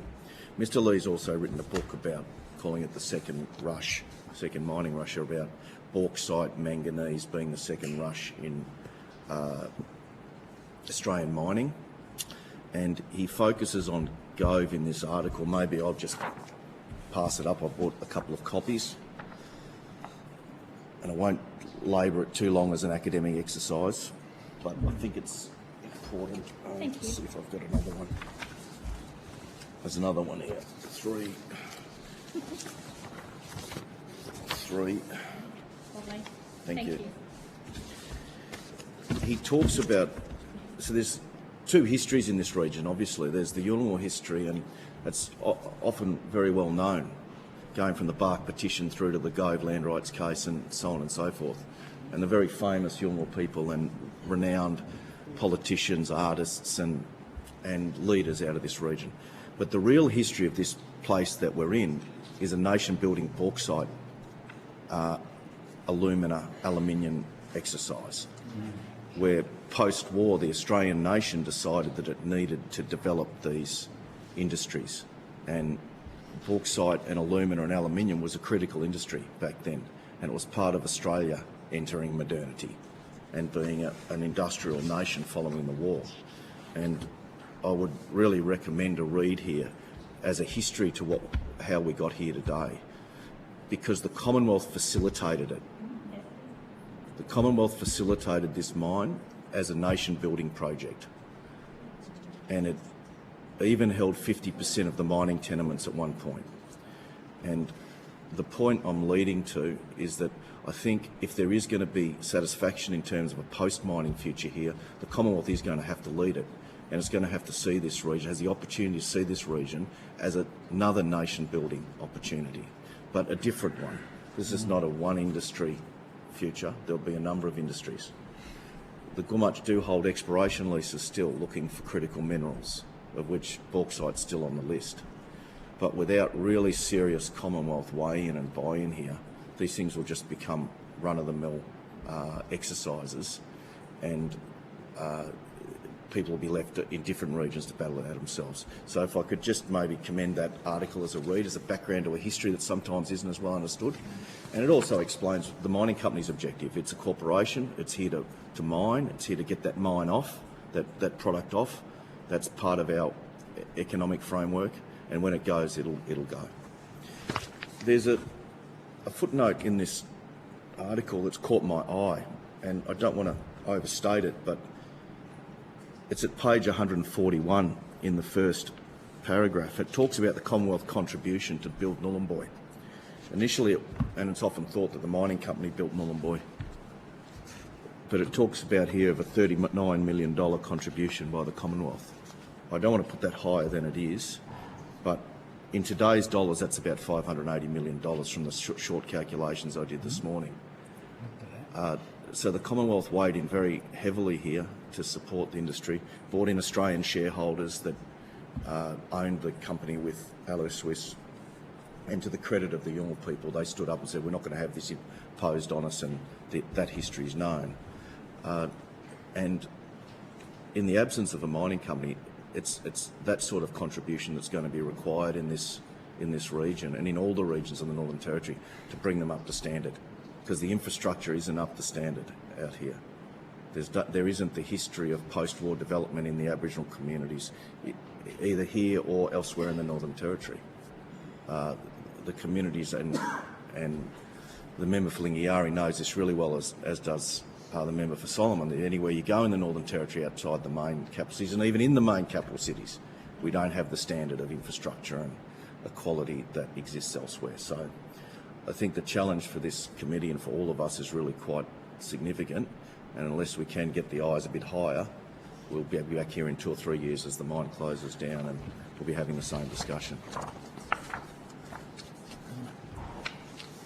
And I apologise to my colleagues here for speaking for too long about that and getting too ahead. Just in terms of workforce development for the different kind of jobs that are done by council, like Gumatj has got some of the contracts like for fuel provision, but is CDU or other training providers providing the skill uplift capacity that the nation needs? Or is there areas where there's gaps where you want young Yolngu to be trained up in different areas so that they're ready as Rio Tinto pulls out to take over some of those key jobs, whether it be administration or more hands on the tools, different types of jobs, management of housing assets, for example. There's a whole range of jobs. There's the opportunity there, but is there the training provided there from CDU or other providers? There's a gap, big time, as we speak. I think CDU are the people that have come to our community to train. We have another entity, which is the Marangat Aboriginal Resource Centre. That entity is the training arm. People are trained at the resource centre in readiness to enter, once qualified, to enter the main workforce with Nhulunbuy Corporation Limited. Yeah. What was the name, sorry, Joe, of that resource? Marangat Resource Aboriginal Corporation. But that's where the people are trained before they go into the main workforce. And Gumatj funds that resource centre? Gumatj, yes. At this stage we are funding, because there's no funding coming in from our side. We are doing this ourselves, giving money to this entity to train our people to go into the workforce. Yeah. Has the resource centre mapped the types of jobs that are going to need to be filled? There are jobs there. Yeah. But they've got to know get the training first. Like Sean mentioned earlier that we do have our own building company. Yep. There are many businesses that we own. Woodworks is one of them, whether they harvest the timber and they put it, and boys can work there. They they'll build their houses and roof trusses and whatever. Yeah. Bricks are made locally. Does the resource centre have a management course for going into the opportunities that might come up with managing assets and maintaining assets? Well, they do get training in that field for that. But otherwise, Yeah. just work that people do on the community and train, and they go into the workforce, like I mentioned before. And that gives families, like supports the families, their own families, the workers. Yeah, sorry, Chair, just last thing, because I've heard CDU talk a lot about the Nhulunbuy campus, but I just Did we make an agreement want to be one time? sure that their training offering is matching what the community need is going to be going forward, and we've allocated some funding from the federal government to make sure there can be more training done out here rather than all in Darwin. But yeah, be happy to take any advice on how we can help the peninsula here with the pathways to take over those jobs that are going to be needed. Thanks, Chair. To answer the question, from my knowledge, I'm not aware there's any relationship with CDU with Marnga Resources. Marnga, MARNGA Resource Centre. Largely that resource centre is self-funded, and it runs a youth hub down at Gunyangara, and it also self-funds with support from Gulmuch for a community care crew who are currently up at the Gulkula site preparing the site for Garma. But there's also a ladies and a men's group. I saw the ladies this morning at Gunyangara working, but I'm not aware that there's any A, government funding in there, or B, any relationship with CDU or any other provider for that organisation. That's not a criticism, I think that's just I'm not aware of any other details, just a fact, I believe. Yeah. In relation to Gunyangara, and just for the record, I should have said earlier that Gunyangara is subject to a 99-year township lease. It's a very unique, well, it is unique. It's the first model of its kind. It's a township lease that's granted under the Aboriginal Land Rights Act for 99 years, similar to Canberra, to the Gulmuch, to a corporation called Nguturial Aboriginal Corporation, NGA RIRIYAL, and that corporation is controlled by the Gulmuch people, who are the traditional owners for Gunyangara. That's meant, given a strong sense of ownership, control and direction to the landowners at Gunyangara who control that. All of the land there is under tenure, is leased to somebody. There's a great sense of security, there's the great opportunity to plan, and the township lease runs up and abuts the port area. It abuts Rio Tinto's leases. So there would be a natural opportunity for when Rio Tinto leave and relinquish their lease, for that to become part of the township lease. That's another discussion with the traditional owners, but it's also another indication of the leadership and common sense thinking of Yolngu people in terms of not having a lease like elsewhere, which is controlled by a Commonwealth entity, but having a lease that's controlled by the traditional owners. And I think it's fair to say it's worked very well. Yes. Yeah. Gunyangara is a place that's got a lot of opportunity for the future. It's a very ancient place, but it's also got this modern footprint. And that 99-year lease is From a part of tourism it. perspective, you mean? No, just as a base, as a living area, as a community, as a township for Yolngu people. Is that Ski Beach? Or So can I get? I think tourism is still a long way off from us, but we have had plans. Can I, Joe, I mean, with that, from this morning's conversation that we had with Rio, so talking about Gunyangara and the township lease there, so once the, I suppose the mining lease ends here, what's the future? What's the land tenure and the plan for Nhulunbuy? amongst.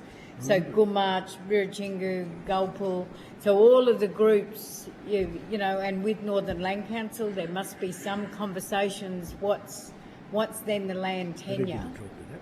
I think Redejingo might want to talk on that. Redejingo might talk on. Okay. Yeah, because I got no all right, interest. so I'll put that to them. All right. Who make no interest in Nhulunbuy? Yep. Yep. So we'll put that to them in terms of Nhulunbuy. All right. Yep. So just so that I can get, so most of the port assets though is, so that's on that peninsula, so off the main town area. So is that Gulpul? Gumach. Okay, so not Gulpul. Tiny. They're only that tiny bit. Tiny. Yeah, We that's don't all right. mind, I'm just trying to refresh myself in terms of But the big tank, water tank on Yep. that side, that's Yep, on okay. Gulpul area. Yep. Now I've got, yep. All right. The last thing for the record I want to just Yep. mention on behalf of, in relation to Gumach Corporation, is some discussions had with Minister Ayres and his department about collaboration and support for future exploration under tenements owned by Gulkula Mining Company, and Jawa Yunuping has written to Minister Ayres along that, looking for that collaboration and providing information. And I think that's a really important thing that could be done with the Commonwealth into the future. It's there's a range of support programs and investments the Commonwealth have got in that respect, particularly around critical minerals, and it's a fundamental to the future of the region that option remains on the table. That again brings back in there talk about the road needing to be upgraded, and there is money there allocated for the road, but it just needs constant eyes on it. And then if you're bringing that resource in, you need a port to export it still. There's no port there, you won't be able to export those minerals, it's all over. So there is an ecosystem here that's got potential for the future, but there is a lot of work to do to get it right, and engagement with government's going to be critical. As I said earlier, there needs to be nation building Mark II in northeast Arnhem Land. And it's great, all the ingredients are here to get it right. So we could ask Minister Tim Ayres for information on. It's a matter for you, I think, for the committee, but we've certainly written to him, and we're hopeful that there'll be continuing discussions, and they're confidential at this stage. But I think it's an opportunity for us to continue that discussion with him, with his office. So, but Gulkula Mines, so that's for future exploration that Gulkula Mines want to go forward with. Yeah. Is there any information? Do you want us to put that question on notice to you in terms of providing the committee with information going forward as to what I mean, you don't have to discuss. We could just write and whether, information comes to us. The exploration licence applications are on the public record, so we can certainly send those to you as part of the information pack. Okay. Yeah. All right. Is there anything further any of you want to add? No, but for us, Yep. we just keep going. And it's, what's best for a clan or the families. We keep building well into the future.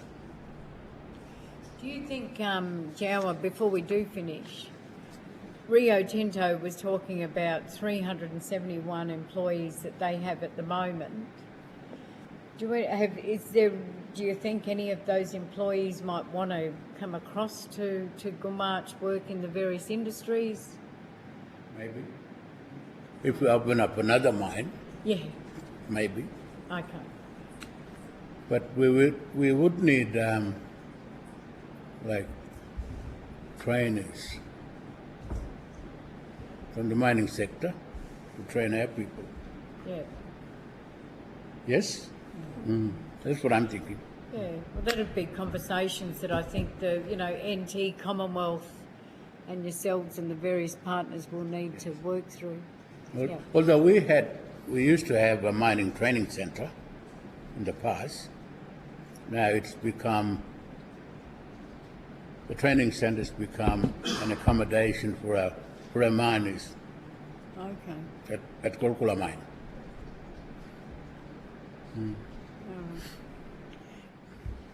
All right, look, thank you for coming today and giving, if there's nothing further, Sean, do you want to, sorry, yep. Yeah, just mentioned at the start, and Java just reminded me that I've been asked to table with you as some background material as well, a submission by the Yothu Yindi Foundation to Ms Danielle Wood, of the Chair of the Productivity Commission. Can you just lift your voice up a little bit? Sorry, no, we just can't hear it. Submission to the Productivity Commission, Yep. dated 27 February 2026, concerning GST distribution reforms. And I'd like to table that if I could, and then just speak to it very briefly. Yep.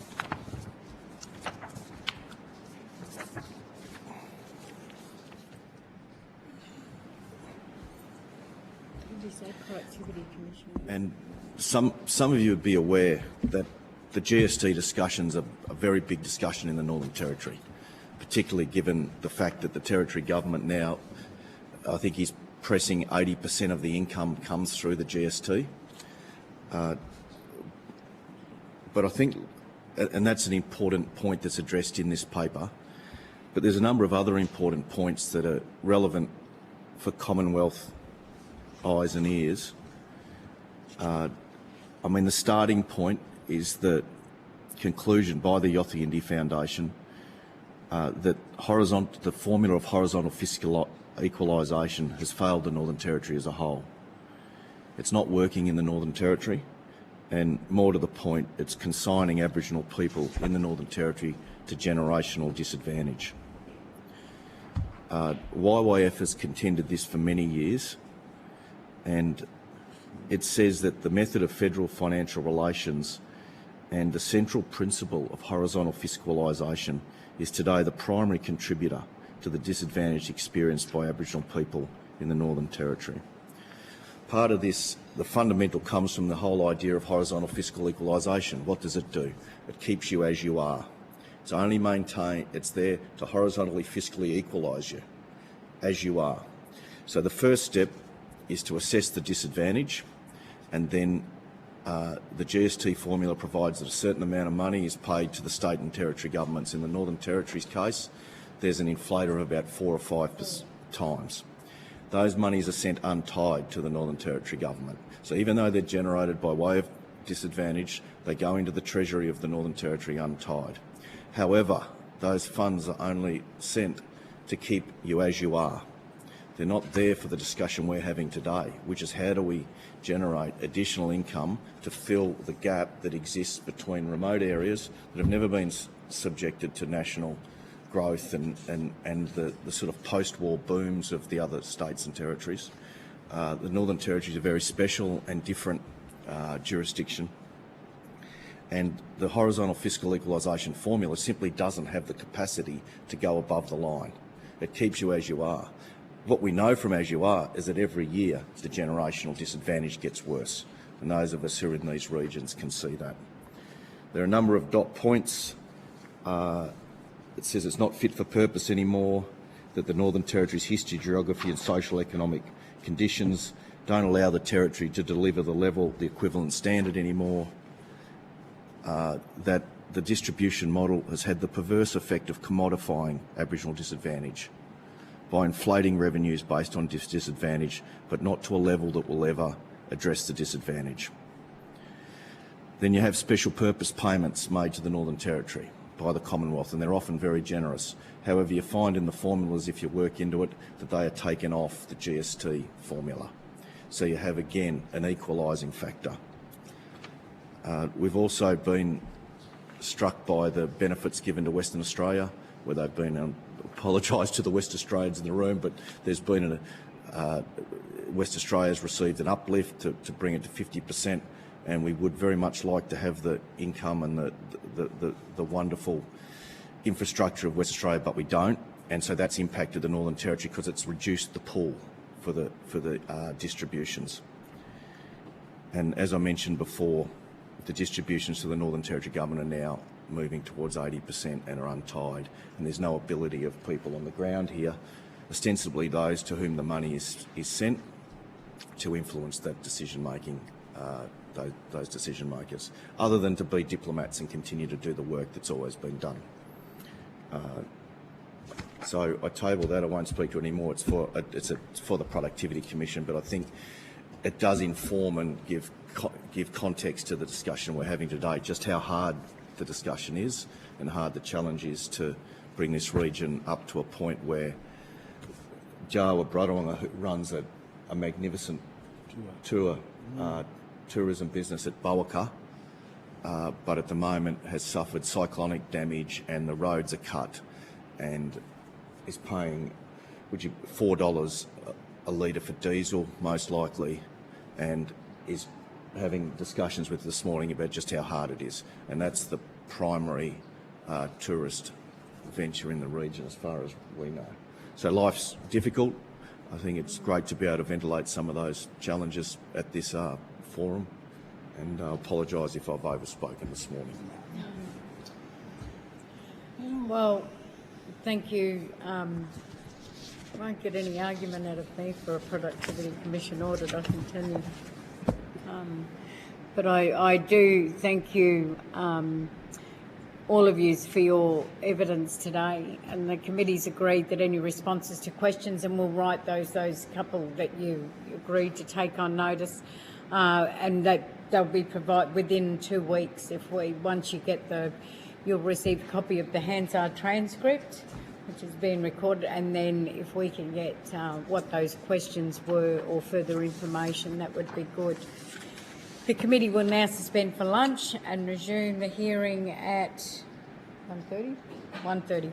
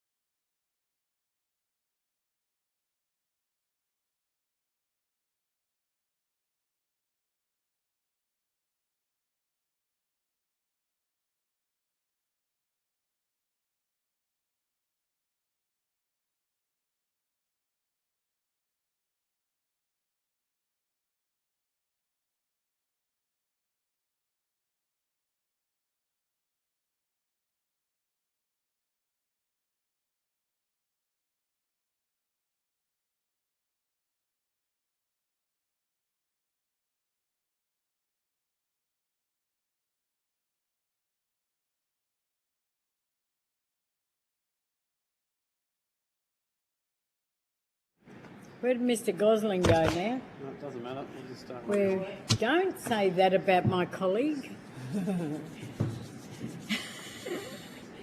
Is he around?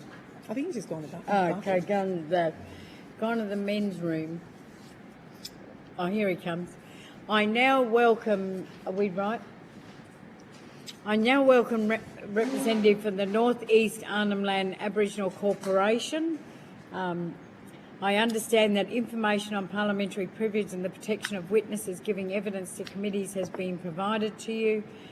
For the Hansard record, will you please state your full name and the capacity in which you appear today? Kura, CEO of North East Arnhem Land Aboriginal Corporation.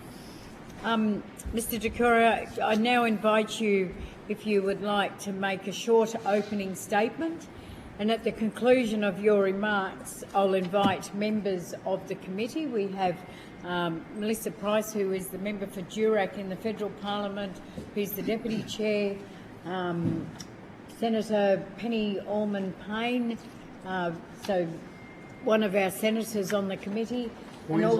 Queensland, from Queensland. Cladston? Yeah. And Luke Gosling, who's the member for Solomon in the Northern Territory. Only has a small part of the territory, I have the rest. So I now invite you, Damien, if you'd like to make a short opening statement. Yep, I prepared one. My name is Damien Jakura. I am appearing on behalf of the directors of North East Arnhem Land Aboriginal Corporation, with Neil, as well as being a traditional owner myself from the Wangari clan group from this region. Neil is a Nhulunbuy-led organisation that works to advance economic development, employment and community wellbeing across North East Arnhem Land. I welcome the committee's inquiry into preparing for emerging industries across Northern Australia. As the nation looks to develop new opportunities in areas such as critical minerals, renewable energy, carbon markets and other emerging sectors, it is essential that Aboriginal people are active participants, partners and beneficiaries in these developments. North East Arnhem Land is rich in natural resources, cultural knowledge and human potential. However, realising the opportunities presented by emerging industries will require sustained investment in enabling infrastructure, workforce development, transport, connectivity, housing, digital access and education pathways.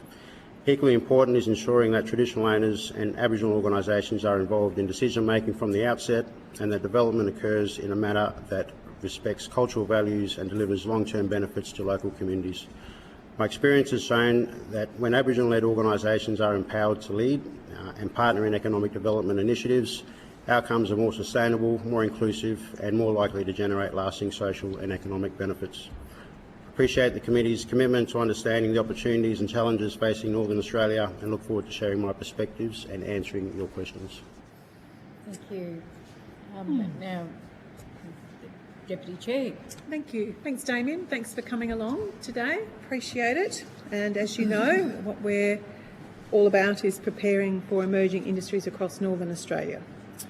So that I've got clarity, and maybe this would be good in terms of the evidence that you give today. So we've already heard from, I was going to say,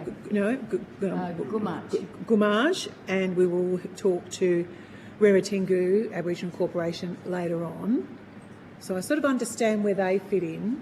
Can you explain to me where Neil fits into this sort of community? Yeah.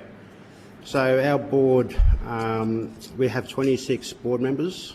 So they're representatives from the 26 traditional owner groups from across this region. So including all the Nhulunbuy homeland areas across to Gappaweak and west out to Elcho Island communities as well. Neil, previously known as YBE, was established back in the late 60s, and that was at the same time the mine was just starting up in the region. So it was about the traditional owners coming together to say, well, how can we be a part of this this industry and get make sure that there's opportunities and benefits to go back to the communities. So yeah, today where we sit today, we obviously have our commercial departments. We work with RAC and Gumach. on commercial projects, but we also have benefits through our commercial departments that go back to community, whether it's through resources, employment and training initiatives, and other projects that we run as well with transport, homelands transport and resources. Okay. As the Chair alluded to, we also had Rio Tinto come and give us evidence today, and obviously talking about the end of bauxite mining come 2030. What does Neil think about the implications for that as an organisation when 2030 comes around? Yeah, I mean, we're definitely concerned, as to other local businesses and the wider population, particularly the communities. That's where our concern really is, and that's the feedback we've had from our members. Essential services, whether they still remain in town, is a big thing, because as we all know... So we're talking water and electricity? The hospital. The grocer, the banks, Centrelink, all that stuff, that the wider community relies on those essential services. Because if your population drops, you'll lose those essential services like the bank? And that's the population of town. So I think that, the other thing that's not really considered is there's a bigger population out in the homeland. So there's another 12 to 15,000 out in the homelands that all rely on these services in Nhulunbuy as well. So as far as the population... And do you represent, does Neil represent some of those homelands? Just can you paint that picture a little bit more for us? Because we hear these sort of communities and homelands thrown around as if we all understand it. I don't understand. I'm from Western Australia, so I don't understand it. Yeah, so, I mean, they are homelands, which our board represents, a lot of the homelands across the region. You have your larger communities like Yurikala, Gunyangara, Gapawiak, and even some of the larger homelands, Gungun, Gutterflulla and other places. But our members represent all of those homelands, the large ones and the small ones as well. So that, and the feedback we get from our board is that what is going to happen post-mining, and what do we need to do now in this transition period to make sure that, particularly those essential services are still here, but also how can we start to develop and build our capability and capacity in preparation for things like emerging industries and other economic opportunities that might present in the future. So Rio tell us that there's a group of organisations that are discussing what's going to happen. Does Neil have a seat at that table? No, we don't. No. And that is frustrating not to have a seat there, because Gove is the township where the essential services lie, but the effects will ripple out to those communities and the homelands. And so we're representing those homelands. We want to ensure that there are opportunities that will continue post-mining, particularly in the economic development space. And did you say there's about 13,000 people living out approximately, there? Yeah. Okay. Yeah. All right, I'll leave it there for now. Thank you, Chair.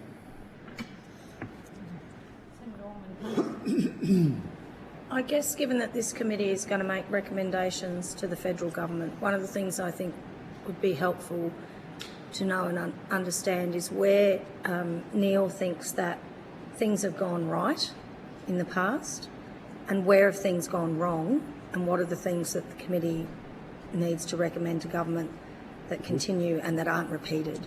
Yep. So I certainly think the focus going forward, and again feedback from my members, is that they have their own aspirations on country, to start business on country. They don't want to live off welfare forever. They want their people to come back to country, keep the culture strong on country. So to do that, they want to start businesses. They want income to come into those communities where the young people come back, work, and also sustain culture. There is a big gap between what that economic aspiration is to where we are now, and I think there's a lot of work that has to happen in the background, and that work should have started probably 5 years ago. English is still up to our fifth, sixth language in Aboriginal culture, so there's a huge education gap. The infrastructure is not. It needs major improvements. Even the access, the road access into those communities. You know, if we're talking about economic development out in the wider region, I think we first need to definitely address those enabling infrastructure issues and challenges. You can't expect someone to start a business out on country when you can't even, you know, the road might only be accessible for 6 months of the year. So the road access, the infrastructure, the services, all need to be improved to enable to cope with what potentially could be, whether it's farming, aquaculture, cultural tourism, or other emerging industries. What's the educational? You have to excuse me. I'm not across being Queenslander. I'm not across what goes on in the NT, but my previous experience was as an educator. So, Yep. What is the educational provision for young people on the homelands like? It's the literacy numeracy levels. It's very difficult to see our mob even enter into anything over a certificate 2, just because of those language literacy numeracy levels. So it's how do we close that gap? You know. So yeah, that's the major part about the education piece. Excuse me if I'm being ignorant, but would it be fair to say that in some contexts, if local communities are going to take control of some industries and ways of growing their economy that are place-based, that there's a case to be made, for example, for kids to be able to access their education in language? Yep. Does that happen? Yeah, it does. There is some bilingual education happening out at the Urukala School. And look, it's not my background. I don't have the stats on that, but it's definitely something that will help that situation. There's also schools out in the homelands as well, which makes it a lot more easier for homelands residents to attend schooling and be educated. So, you know, overall, I think that the education is improving. It's just, you know, when we're talking economic development and starting business, it's a whole other level of education that you need to have. So it's you know, if you have that level of getting through primary school into your secondary education, it's how do you sort of bring that gap back so we can get past the Cert 2s and the Cert 3s and to be more educated in the business space. Yeah. Thank you. Chair, I'm happy to share the talk. Luke? Thanks, Chair. Thanks, Damien. It's spot on what you were saying about the work that's needed to, you know, fill all roles in different, you know, commercial opportunities, in managing different types of infrastructure like housing, and the English training is a good example of where, you know, capacity uplift is going to help with tourism, for example, as an emerging industry.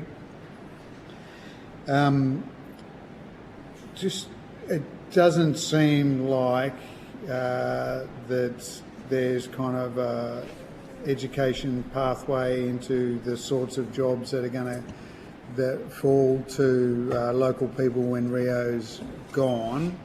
I'm not saying that CDU's not doing anything here, but are you aware of what they are offering and how well, in terms of you know, courses to upskill people to take on, to get on a pathway to taking over those jobs? Because I'm not au fait with what they're up. I don't know exactly what they're doing out here, but I'm going to take an interest in it. And if you think there's an area in which they should be focusing, because they're the sorts of jobs that that young people out here can see themselves doing in the future? You know, what's that feedback? Yeah, well, in the last couple of months, I have worked with CDU on a bit of a training plan for potential employment opportunities that come up post-mining. And it was looking, you know, predominantly it's in the construction, building construction, civil, with the implementation of some hospitality and tourism type training as well. So I also know that there's that is currently happening with Deal at the moment as well. They're working on some workforce planning strategy as well to the region. But they're kind of just the knowns and what potentially is there. You know, I guess across the emerging industry sector, there probably isn't any direct training targeted in any of those, across any of those industries, you know, without something being a bit more concrete as far as, you know, this is actually going to happen. Yeah, so it's probably what we have been doing and a little bit of what is a potential with the cultural tourism and hospitality, but probably not too much more than that. And they're offering like certificate 3s in, are they offering like what's it called, like become a chef? Yeah, the vocational education and training courses. Like, are they providing training that's at the right level, I suppose, is what I'm asking? It's very broad. It starts from a certificate level 1 or entry level up into an advanced. So I guess, you know, for some who can get through past the Cert 2, that opportunity will definitely be there. But the basics are there as well to build on. So I think, you know, it's recognised that we need to start at a basic level and then progress over the term, some of the education levels. Mate, if you don't mind me saying, I'm pretty happy that you're in the role that you're in, because it's clear that sort of you know where the work kind of needs to be done. Do you mind me asking what your background is to get yourself here? I mean, I could imagine young people looking at you as a role model of what you can do. I mean, my father was a cultural leader, also in politics as well. So, you know, a lot of that sort of brushed off on me over the years. I got sent away for schooling as well. Same with my brother and my sister as well. So, and that was mainly from him as a handful of elders back in those days, where the traditional owners said, we need to send some of our young guys away to get educated, to learn about the mainstream way of life, to bring that back because we're going to need it for when the mine came into this region. So same thing has basically happened to me. My generation, there wasn't a lot of us who did go out and got educated. I was lucky enough that I had done. I started working very early in my life with YBE, which was pre-Neil. Through my schooling, I came back to YB as a training development manager. So my background is predominantly in training development. I've started an employment pathways program with YB as well, and that was all about a flexible pathway into employment, because a lot of times what is missed in looking at these strategies, it's all well and good to say economic development, employment, you know, is the outcome, but it's the path to get there needs to be very flexible as well, because our mob also have cultural obligations that we need to meet as well. So it's how do you find that balance between the cultural obligations but moving into this mainstream environment, and that's across the board, whether it's education or employment or starting a business. It needs to be flexible. Is, just a follow-up one, is kind of job sharing the best way to get flexibility into those arrangements? So the program that I started was all around job sharing, labour pooling. So having too many, they're not enough. because there would be mob who would be out on country for ceremony, so we needed those gaps filled, particularly in a commercial space. You need to have those positions filled, so I've always said, let's not rely on the individual, let's just rely on the positions that are available, and we may have up to 10 local mob rotating through that one position. Because the reality is that, our mob are going to come and go due to those cultural obligations more than often. Can I ask a follow-up question? I'm okay. Can I ask a follow-up? Two questions. First of all, is it still the case that even with current generations, that the only way that a young person can get the level of education, for example, that you've had is to leave? Are there opportunities on country to get that level of education now? I think we're ahead enough that all of that can be done here on the ground. Certainly with CDU back here as well makes that very achievable. Okay. Obviously, going outside of the region, you get to see a bit more what's going on outside of the region to bring in a better outlook on how other things operate in the wider world. But there's always room for improvement. And look, like I said, I don't have the stats on the education here in this region. I wouldn't be surprised if it has maybe slightly increased. I just don't know to what extent and whether there is more that needs to be sort of done. Yeah, I guess it's just that understanding that some people cope well in their communities and others don't, so you need to have both opportunities. And through our workforce, I see a lot of the younger generation come through very educated.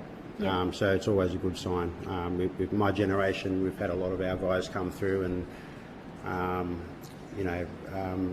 we see a lot more of a success rate through the younger generation coming through now because they can comfortably go through an induction, fill out some paperwork, just read the signs and go through a safety meeting with no dramas at all. So.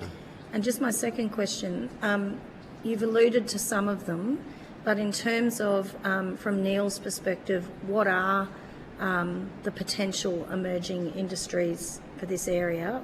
Could you just sort of elaborate on what you believe they are? Look, I think definitely the cultural tourism. We have so much land out there. It's how do you unlock that land for farming is another big one. I know forestry has sort of been thrown around in the past as well to a manageable level, and certainly the renewable energy industry as well. And I did sort of forget to mention as well that off this current lease out in the region, the other issue I have or challenge that I have witnessed over many years is land tenure. So people wanting to start business hasn't successfully been able to sort of make that full transition through without land tenure in place. There's one business out here who took maybe quite a few years before he got the Section 19 lease on his country.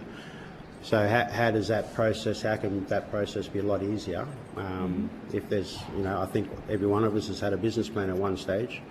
But it's only progress as far as some seed funding to get a consultant to draw up a business plan. Then it gets ready to go to the next stage, which is expression of interest for land tenure, and then it kind of gets held up there. Okay. It can take up to 2 years, is what I've been told.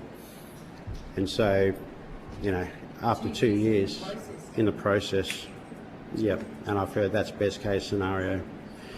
And I think the other thing is that there's also an obligation for proponents to contribute towards consultation fees as well.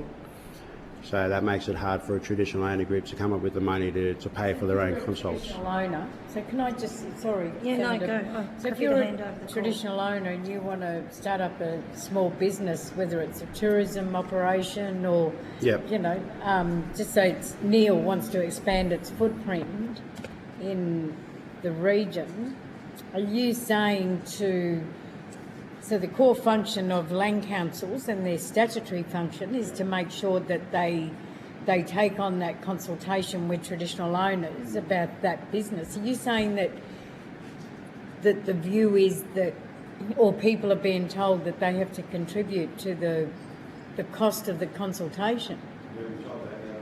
Really? Yeah. So who's the They shouldn't be doing it. They shouldn't be charging. So land councils, that's their core statutory function, and so they get substantial Commonwealth funding. So they should be undertaking that.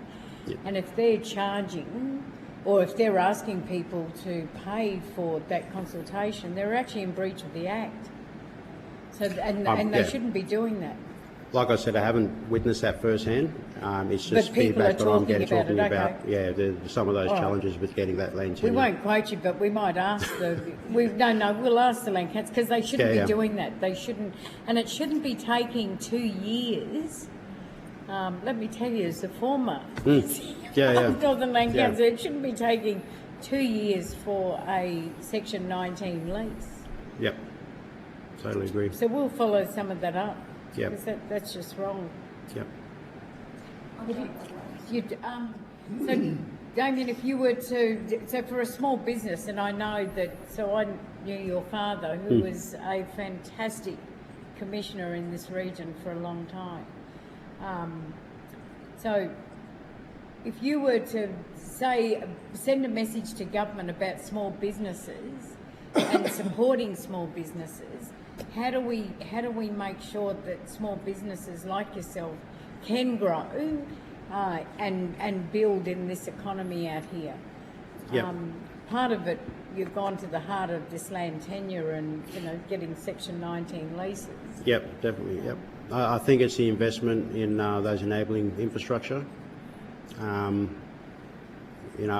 me, I believe it's a bit cart before the horse if we're saying, well, we're all about economic development on country, but until you understand what that means and what that journey is to get there with particularly mob on country, there's a lot of support that's needed, investment, and that's just infrastructure, and then there's the support mechanisms that you need around, how do you support the families through that education and building capacity and capability on the ground as well.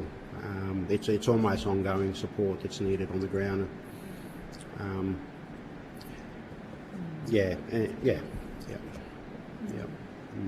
And so you mentioned before, I think it might have been Melissa that asked the question about involvement in, developing Eastern Arnhem Land, or, being part of the working committee. Do you think having involvement in that you would, because you're right, it's not just about Nhulunbuy, it's about the whole region and its impact on Nhulunbuy. Yep. Have you ever been, you've never been asked to be on No. that? No. Seems like an oversight. Eh? That seems like an oversight. Yeah.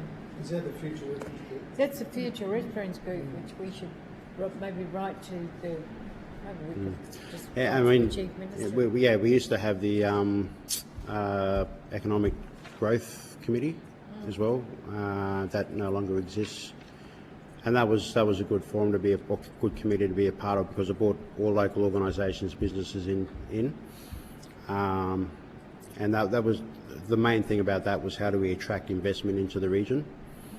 And I know that's what the Go Futures is about as well. But I also think that, focus should be given to what are the potential opportunities out in the region where we could actually look at growing an economy here without attracting a major investor into this region. And all that stuff needs to start yesterday, really. It's just, it's having the information as well about what is the potential to start a farm out in the region, what's the soil like, what's the terrain like. If there's someone out there who has that kind of information that would could come out and share it with us to say, well, yeah, this is good country to grow a major farm of some sort out here, or these are the critical minerals that we've identified that are throughout this region. Just even having access to that information will go a long way towards starting those discussions around, well, this could be the next big industry here, potentially owned and led by traditional owners on country.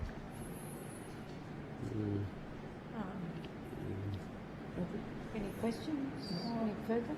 I think I kind of have an observation, and I'd be interested in your thoughts on it. It seems to me that in the past, governments have looked to the next big thing, because then they don't have to actually seriously engage with the sorts of issues that you're talking about, which is enabling infrastructure, supporting communities to actually develop and grow so that they themselves can take on these things. And that looking for the next big thing is actually quite an easy out for government, because then it allows them to sort of ignore the other stuff that really needs to happen. And it seems to me that that's what's happened over a long period of time. Yeah, and look, I think we all know that the cost of developing in remote areas is phenomenal. But if there was a return on that, that makes more sense. Yeah. But I think the upfront cost is most important to then potentially, look at that return in the future. Yeah. Yeah, and I guess making that upfront investment actually gives communities time and space then to actually co-design what they want to come next. Exactly. Yeah. Yeah.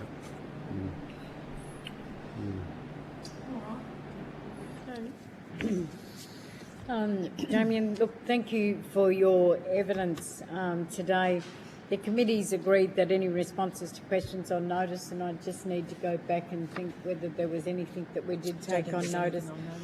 We would ask you to provide feedback within 2 weeks of receiving the Hansard transcript. But I do thank you for coming today and sharing your views with us. Thank you. Thank you. Thanks, Damien. Good luck. And the committee shall now suspend for 5 minutes. At 2:15, hopefully Ruatingu's here.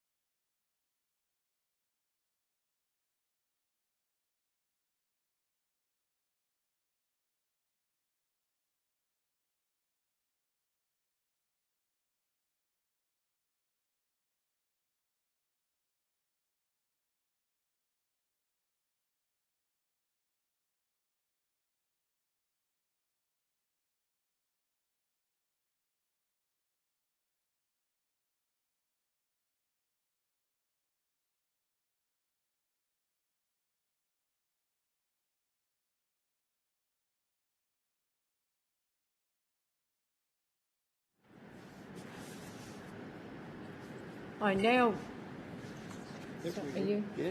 welcome the representative from the Rirratjingu Aboriginal Corporation.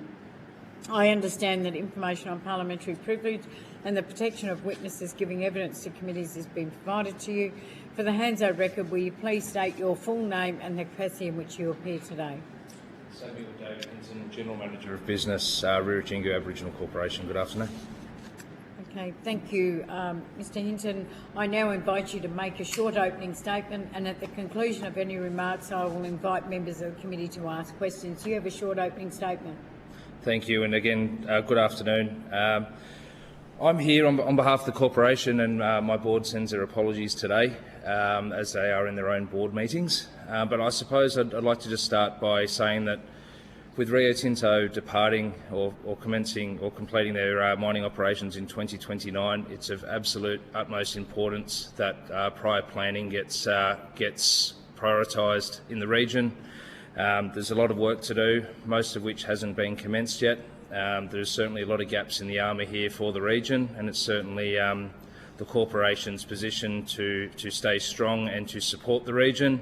However, state and federal government is required in order to make this a success. All right. Thank you, Mr Hinton. Appreciate you coming along today.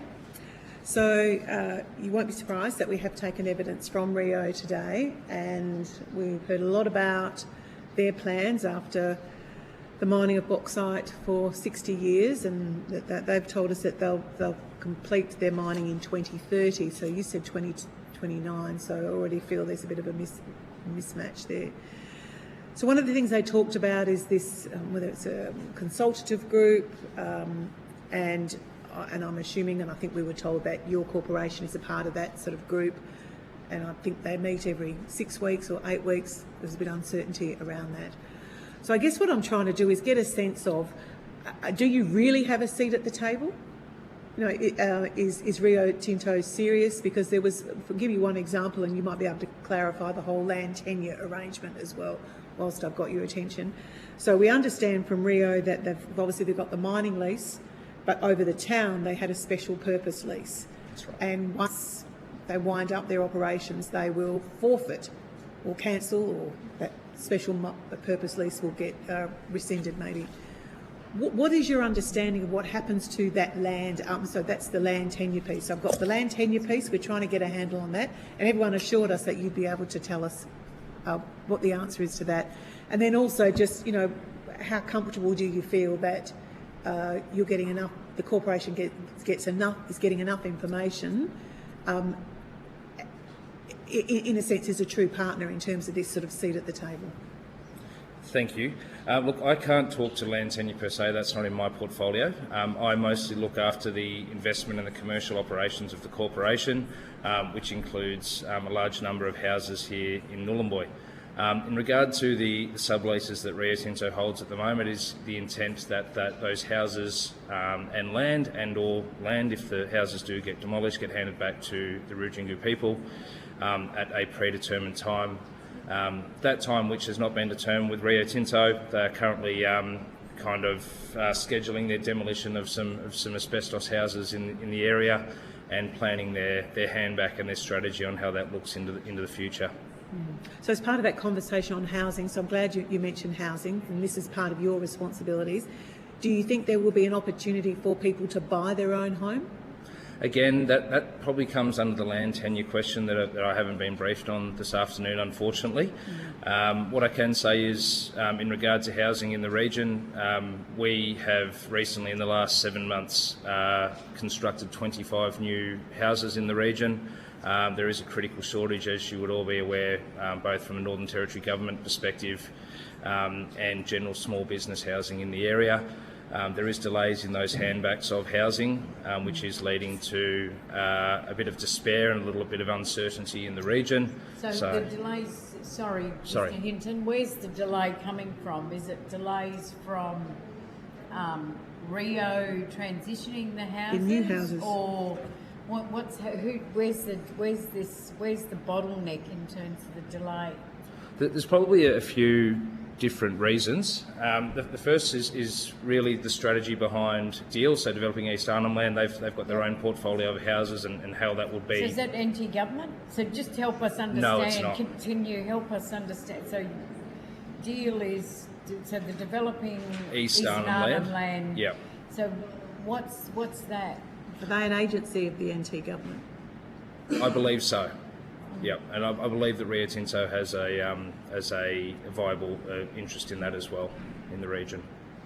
You think Rio Tinto's got an interesting deal? Yes. Okay. All right, so there's 25 houses that they've been built, and they've been built for you, No, for your that's corporation. no. So we've committed at our Bungawoy Close development. We have a split between leases with St John Ambulance, so housing a whole new crew of paramedics up here, and also MeWatch Aboriginal Corporation, which is a big health organisation here, to house their allied staff, doctors, nurses, what have you. Our Dargaville Close development, we have signed leases with the Northern Land Council.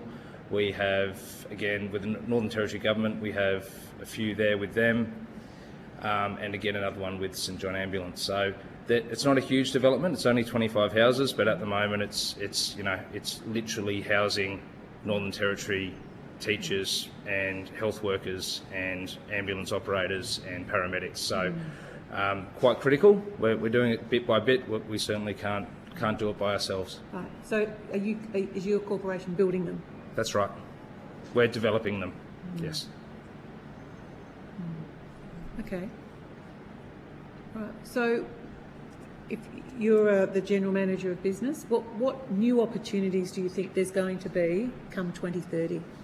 Look, I think looking at the terms of reference here, I think there is certainly some future industry here in regard to renewables, green ammonia, hydrogen. There is a deep water port here. I think there's strategic defence capability here into the future as well. The list goes on. Fuel security, as Mr Albanese's announced the latest fuel security funding. I think there's also an opportunity for strategic fuel storage and also fertiliser storage into the future. But the list goes on here. We've got a lot of land. We've got a lot of opportunity. A lot of keen Aboriginal corporations and landowners that are keen to partner and move into the future. Yeah, I mean that's all great, and I'm pleased to hear that. But you know that 2030 is going to come around really, really quickly, and I think people just really need to get their skates on. I agree. I mean, we're halfway through 2026.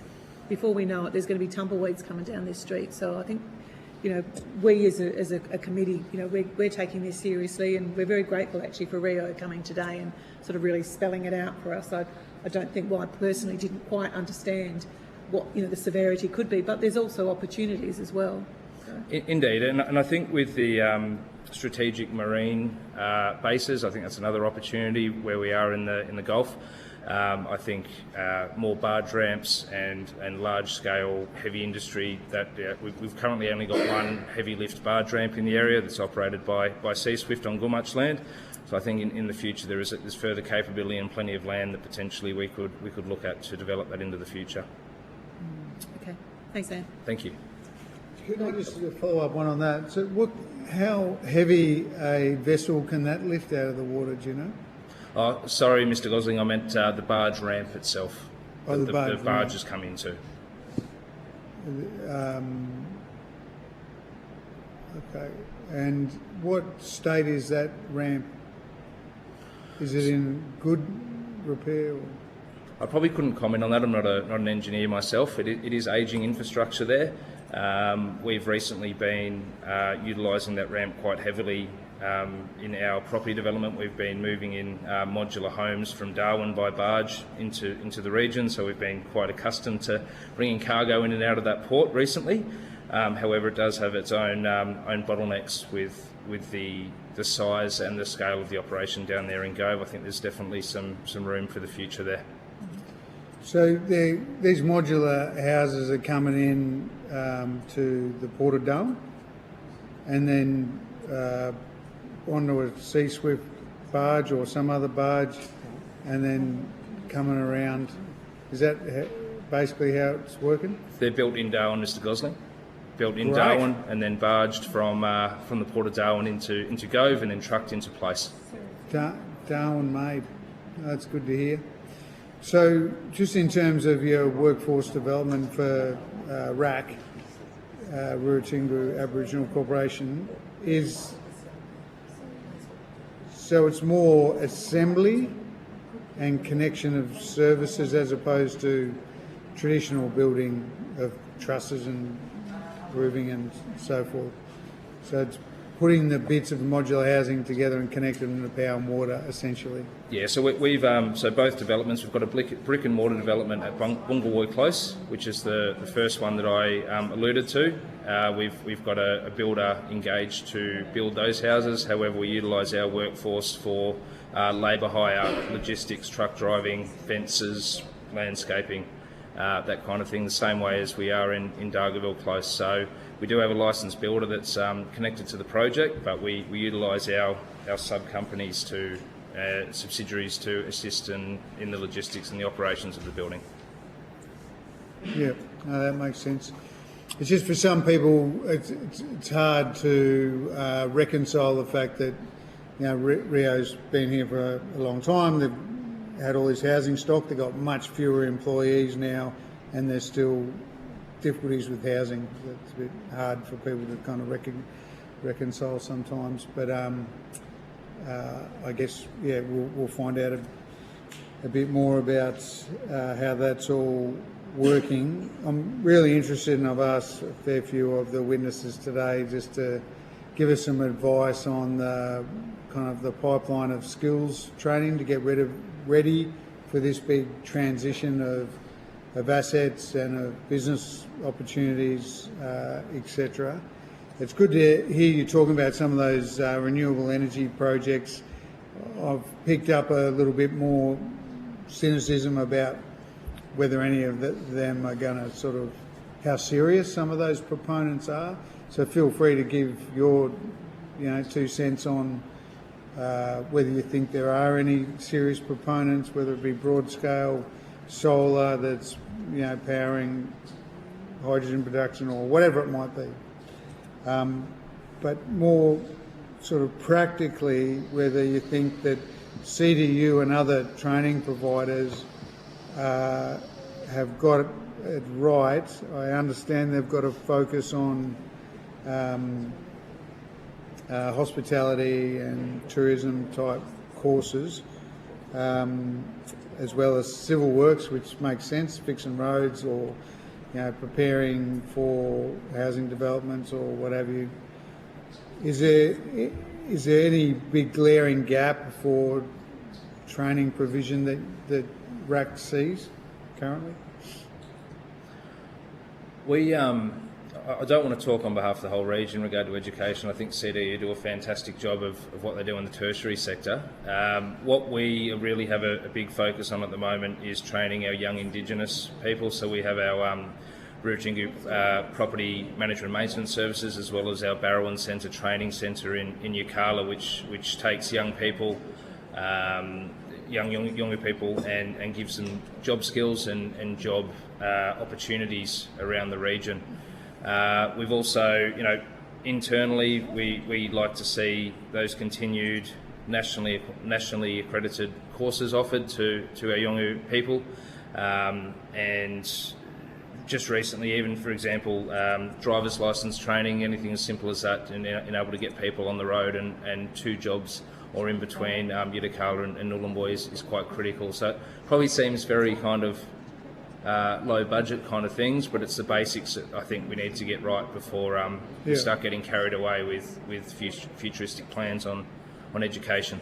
Well, they're building blocks, a foundation of work experience, and just in terms of whether you wanted to offer a comment on whether there's some serious proponents around that may use some of the infrastructure here, like the port facility or any of the other infrastructure that's here?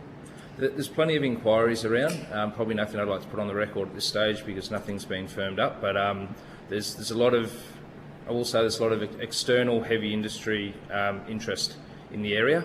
How realistic and how feasible that is, we'll come to see, but I think it's definitely a step in the right direction. Thanks, Chair. Thank you. Look, I might just also take this time to welcome representatives from the Timaru Aboriginal Corporation. Thank you, Mr. Maimura, for coming, and Mrs. Sali.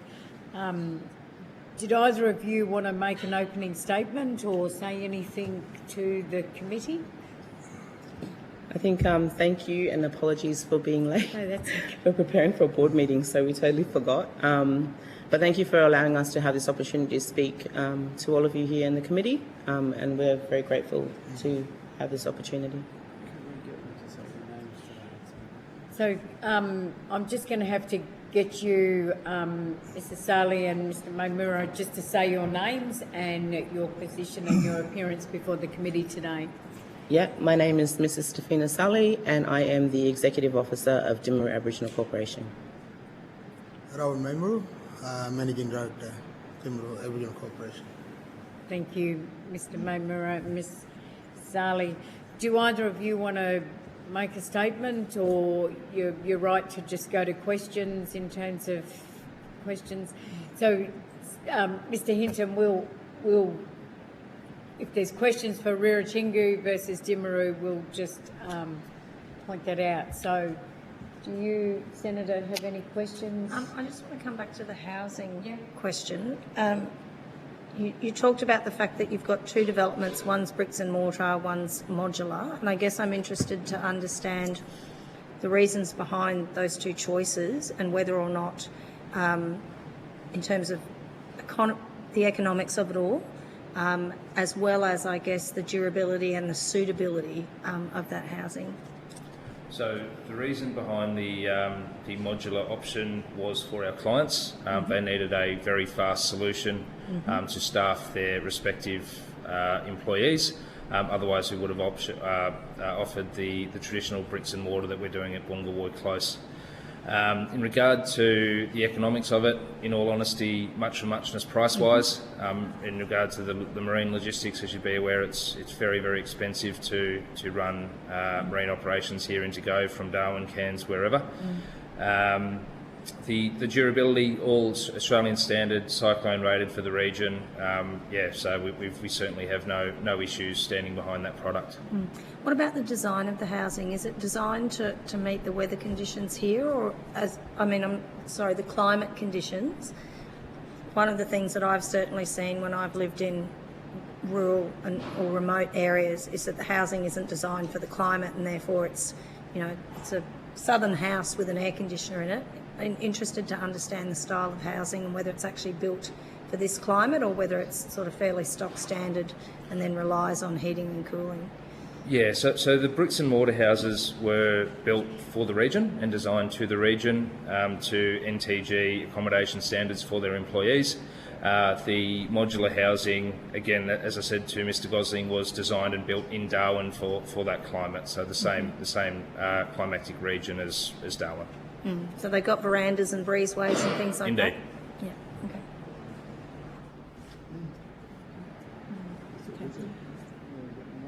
Okay, I might direct my questions to Timaru, if I pronounce that correctly, Aboriginal Corporation. So thank you so much for both of you coming along today. I appreciate you've got a board meeting and we dragged you away from preparing for that, so we appreciate that. Okay, like I've said to many of the other witnesses today, can you tell me where you fit in here? Who are you representing? Where are you mobbing living? And, you can start, telling us about what your issues are more generally. And then we want to talk about opportunities, because this inquiry is all about emerging industries. So we understand, we've got the history with Rio, we understand, what's the future look like from their perspective, but we're really interested in what's the future look like for you and where you fit into this piece of the puzzle. Yeah. So Timaru Aboriginal Corporation is a legacy corporation, one of the kind of first or second IPAs in Australia, built 37 years ago by elders made up of different clans, 13 clans, Ririchingu, Gumach, Wanguri, Mangalele, Marapa. So it was built, it started in 1989 before it was actually incorporated in 1992. In 1989, the elders came together in face of Rio Tinto, and they saw the destruction that was happening to country, so they built Dimuru in hopes to protect and conserve country for future generations. So 37 years on, we manage 550,000 hectares of land and sea. Our ranger organisation is only small in comparison, so one ranger manages roughly 42 to 47,000 hectares, which is 57% of the Singapore urban setting, of Singapore actually. We have an extensive job. We don't only protect country, we're also rangers as researchers. So we're working to become the scientists.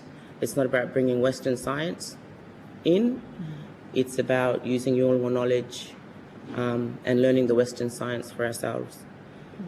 Dimuru has been quite successful in the last 2 years, seeing that 2030 is a time of, I guess people are unsure what that will look like. Dimuru has created through the board and with the rangers an initiative called Industry Meets Country, which we've partnered with industries to teach rangers how to be able to build houses, how to be able to become mechanics, how to be able to fly drones and be prepared, I guess, workforce ready for what that looks like in 2030. So if I understand correctly, your main activity is the Ranger program, Land and Sea. By the way, you're not involved in that, what was it, the Marine Institute at AIMS, the Australian Institute of Marine Science? Are you involved in that research program? No, we're starting to work with them. Doing BRUV training. Oh, they did mention there was a new, they mentioned you yesterday. Yeah. Congratulations. Yeah, That's terrific. Yeah. So that's your main activity. I'm just trying to understand what you so our do. main activity is basically protecting country and managing it. So we look after land, sea, ferals, everything you can possibly think of. Biodiversity, biosecurity, all of that. Like, it's really hard to articulate what we do because there is so much that we do. I think the basis of what Dimuru is really about keeping culture at the core of what we do, because we know 2030 is going to mean that as Nhulunbuy, we're going to have to step outside what's comfortable for us, what's normal and what has been normal. So myself and my grandfather, I call him grandfather. Oh, it's his grandfather? Yeah. I've worked really hard on using culture to strengthen the core of the rangers, understanding that country is important, even with economic development, and trying to help assist traditional owners to understand that land is not just commodity. Land is something that is a part of us. So every decision we make, there has to be a clear understanding of that decision. So I really like hearing you talk about the upskilling of people that are on the Ranger programs. I'm from Western Australia and I represent the Pilbara and the Kimberley, so I got lots of Ranger programs, and I was once an Environment Minister who increased the number of Ranger programs, so I love them. But what I've been disappointed with some programs is that people become Rangers and they're never extended beyond that. So what I really like, what I heard from you is that it's more than just people on country, maybe doing some small environmental project. You're using that as a springboard to upskill the people who are rangers, but they can do a lot more than just the environmental work. So how are you upskilling them? Is there sort of programs online, or is there a vocational education provider locally that's supporting this? Yeah, so some of the IPs that we've been working and managing on. In the past, we used to wait for others to come and fix the road and, do the road, clearing the road. Now, these days, we are training our own rangers to do it because we want to be able to go to that place and see what's in that place. And there's various of medicines that our young generation are missing from, like snake bite or whatever. We can train them and get the eldest skills from the older skills and train the young. So they're able to be using that two knowledge, Western knowledge and Yolngu knowledge. And A lot of on-the-job training. On the job. Yeah, learning from one another. Yeah. Okay. We're actually doing accredited training as well. So we have two young gentlemen, if you have not seen it, have won the AAUS scholarships to do Ripple, who has the opportunity to work with defence. Their literacy and numeracy is of a level 3. They can just barely spell their name.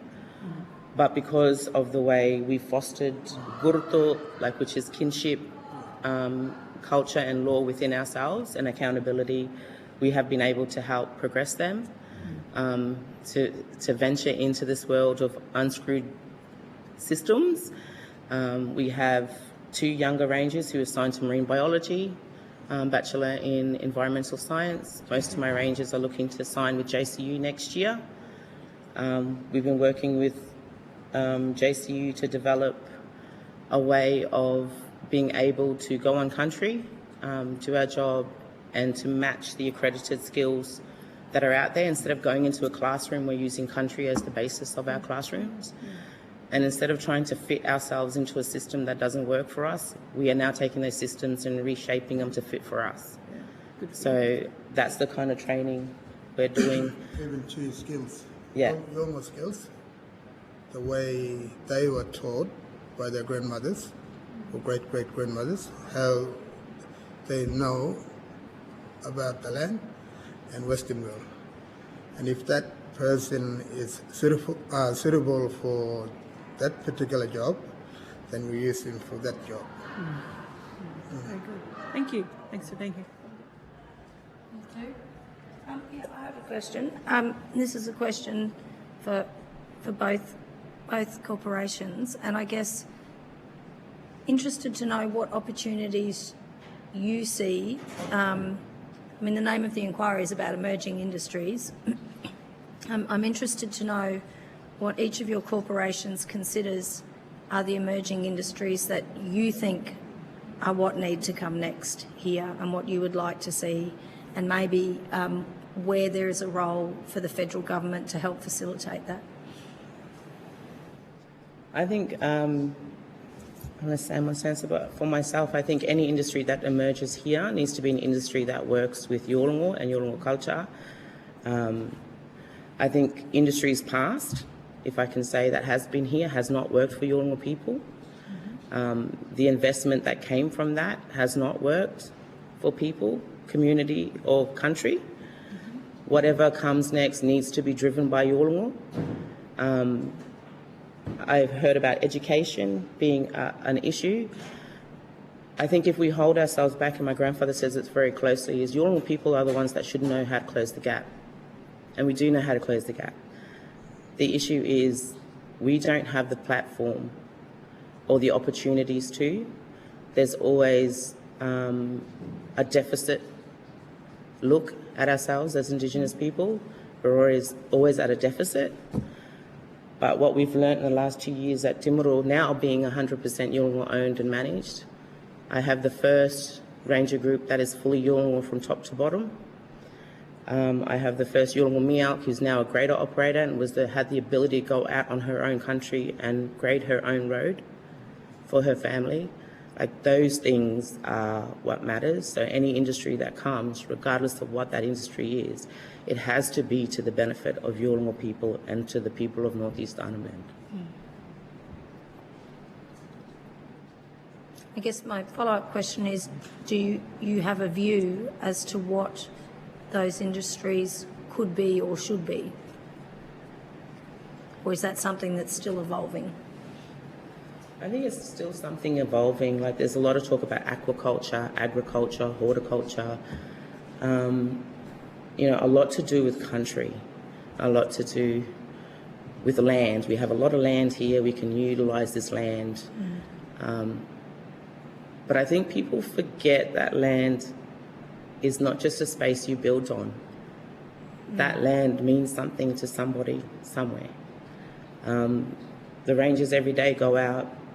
Like right now, our rangers are out there. They've slept roughly for the last 7 days doing cleanups.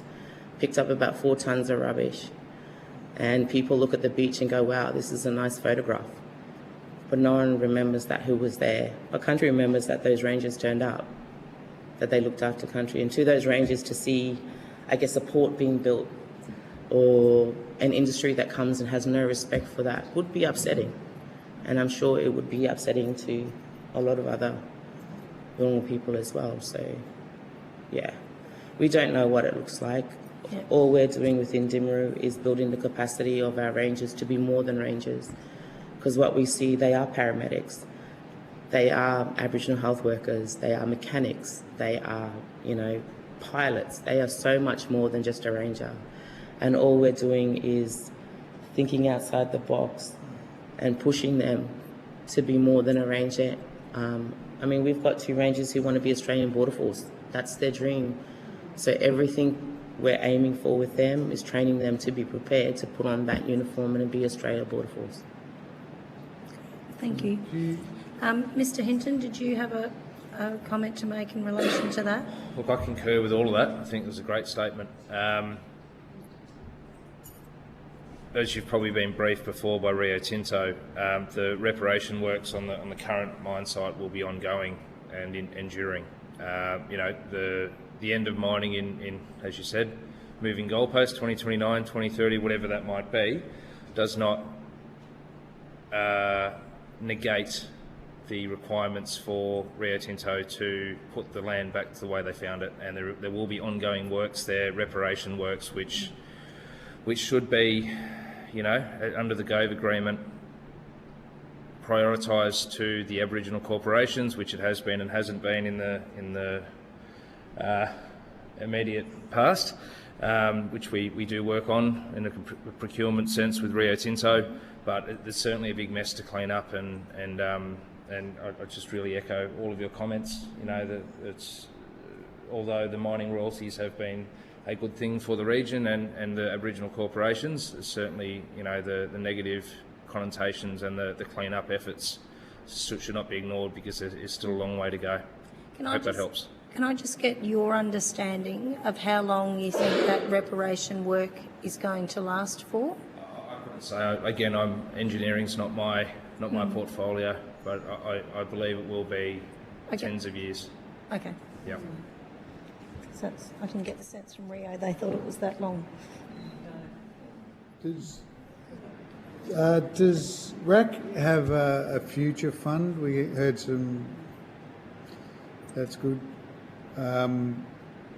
So even though the situation is evolving, it would seem that probably one of the easier industries or sectors to get moving is in cultural tourism.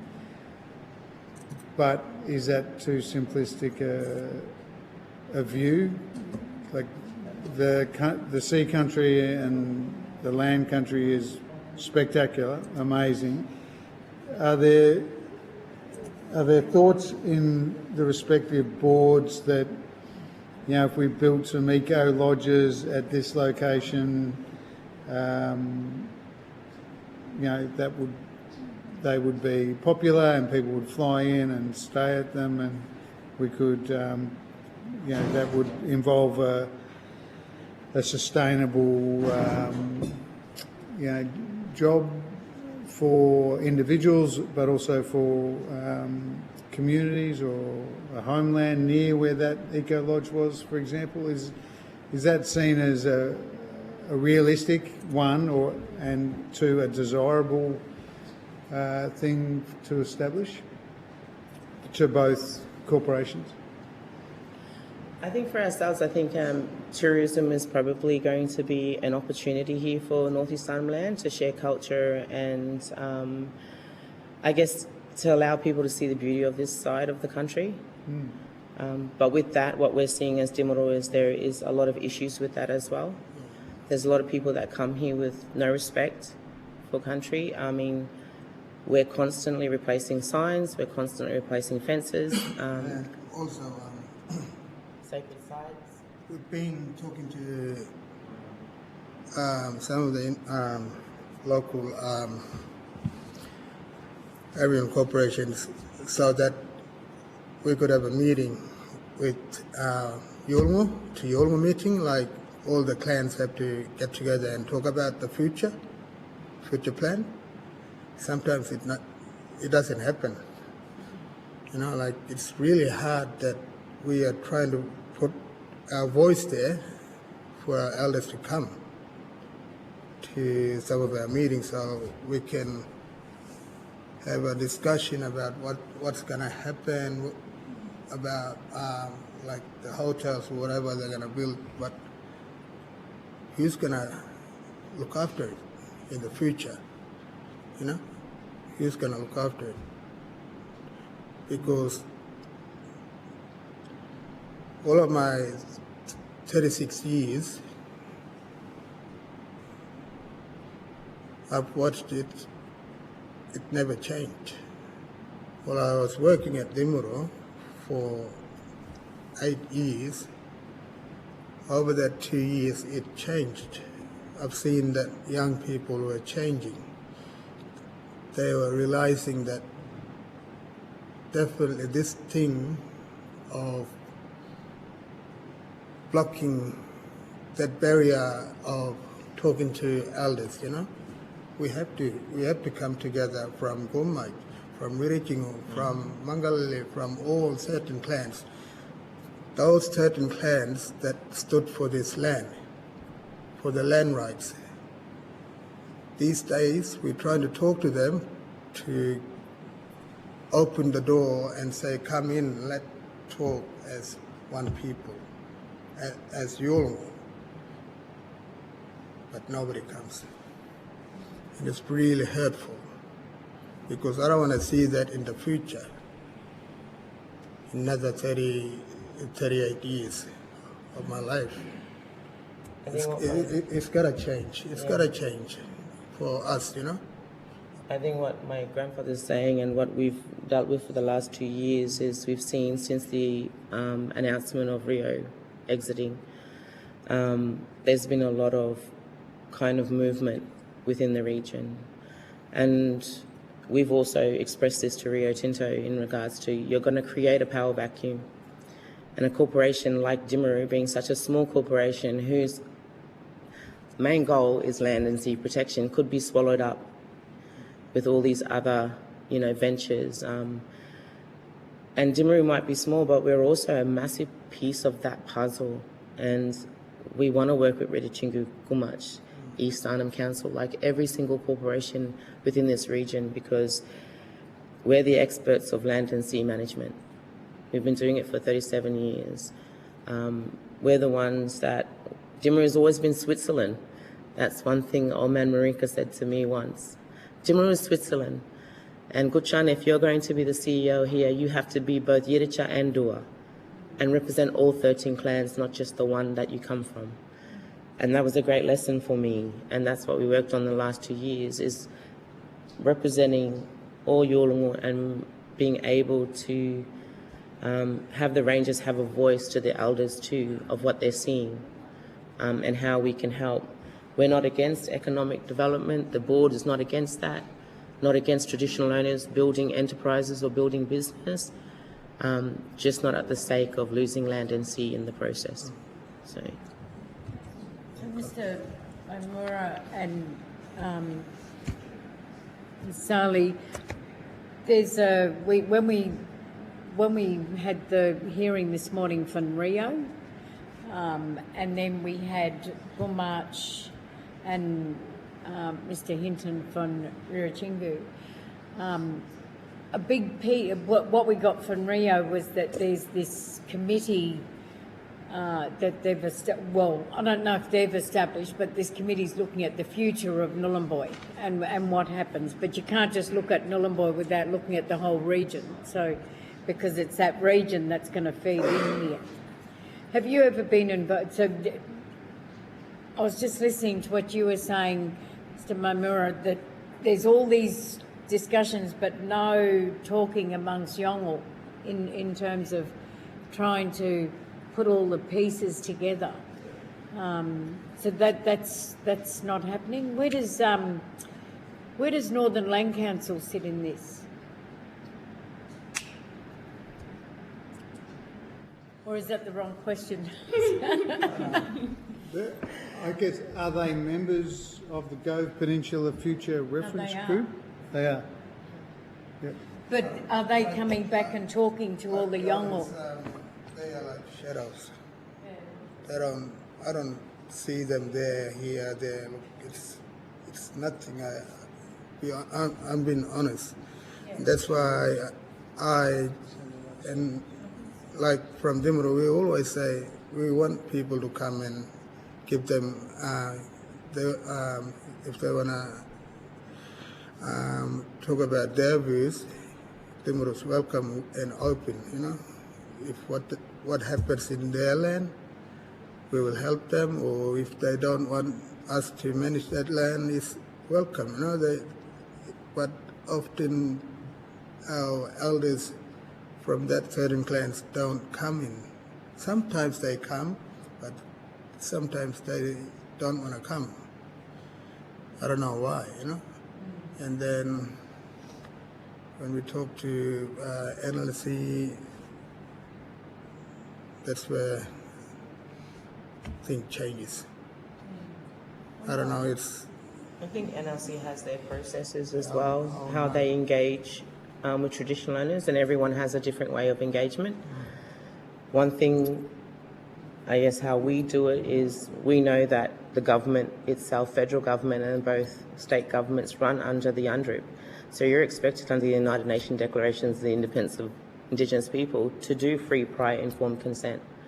And we ensure that here at Dimro that we run by that. We ensure that there's several rounds and around of consultations. One of the things we talk about in the ranges, we say we're tired of being engaged, we want to be married, we want to know what a true partnership looks like, and we want to be able to have a say in that partnership.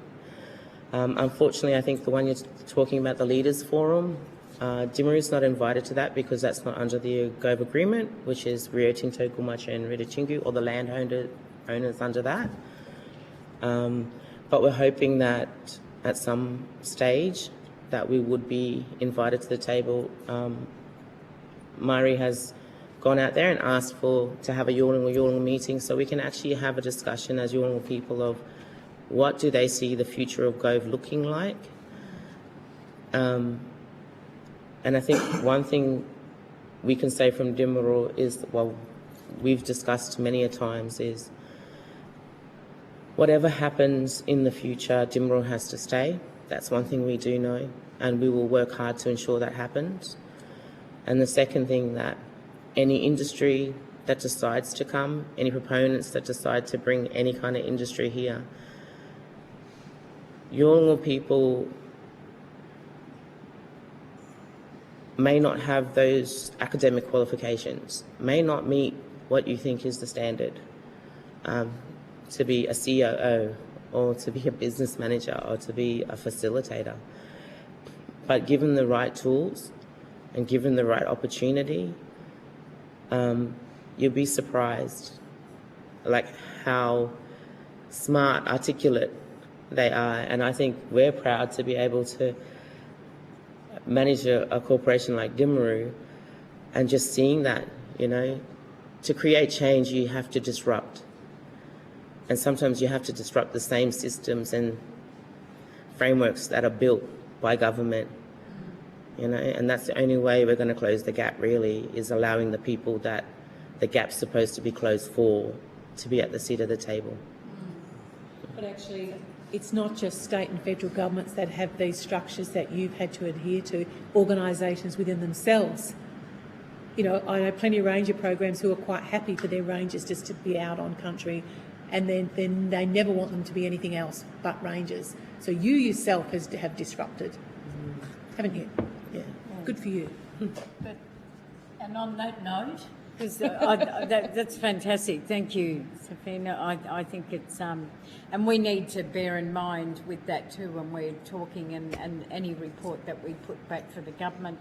We might follow up with all of the main players. So we'll write to Riratingu, we've already said that we'll contact Gumatj, but we'll also talk to the Northern Territory Government and our own federal government to have a look at, because this is an important town, but it's an important region. And we need to make sure that going forward we do everything that we can to keep it viable. But look, thank you all for your evidence today, and thank you so much for coming, even though you had, you don't apologise for being late. Thank you for coming. Thank you both for coming, and thank you, Mr. Hinton. The committee's agreed that any responses to questions on notice, and I'm not sure whether we took any questions on notice. But if there was, and there may be some follow-up, but when the committee deliberates and has a look at the Hansard, and we might need some follow-up, we'll get back to you. But that should be within 2 weeks of you. You'll both receive a copy of the Hansard transcript. So thank you both. Thank you. Thanks a lot. The committee will now suspend, and we'll just prepare for drum roll, Patient Dale.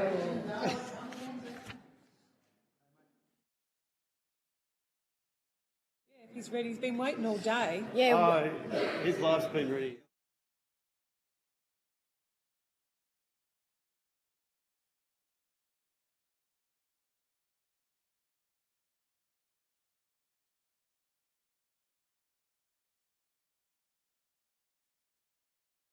You know exactly what we want now. You're open.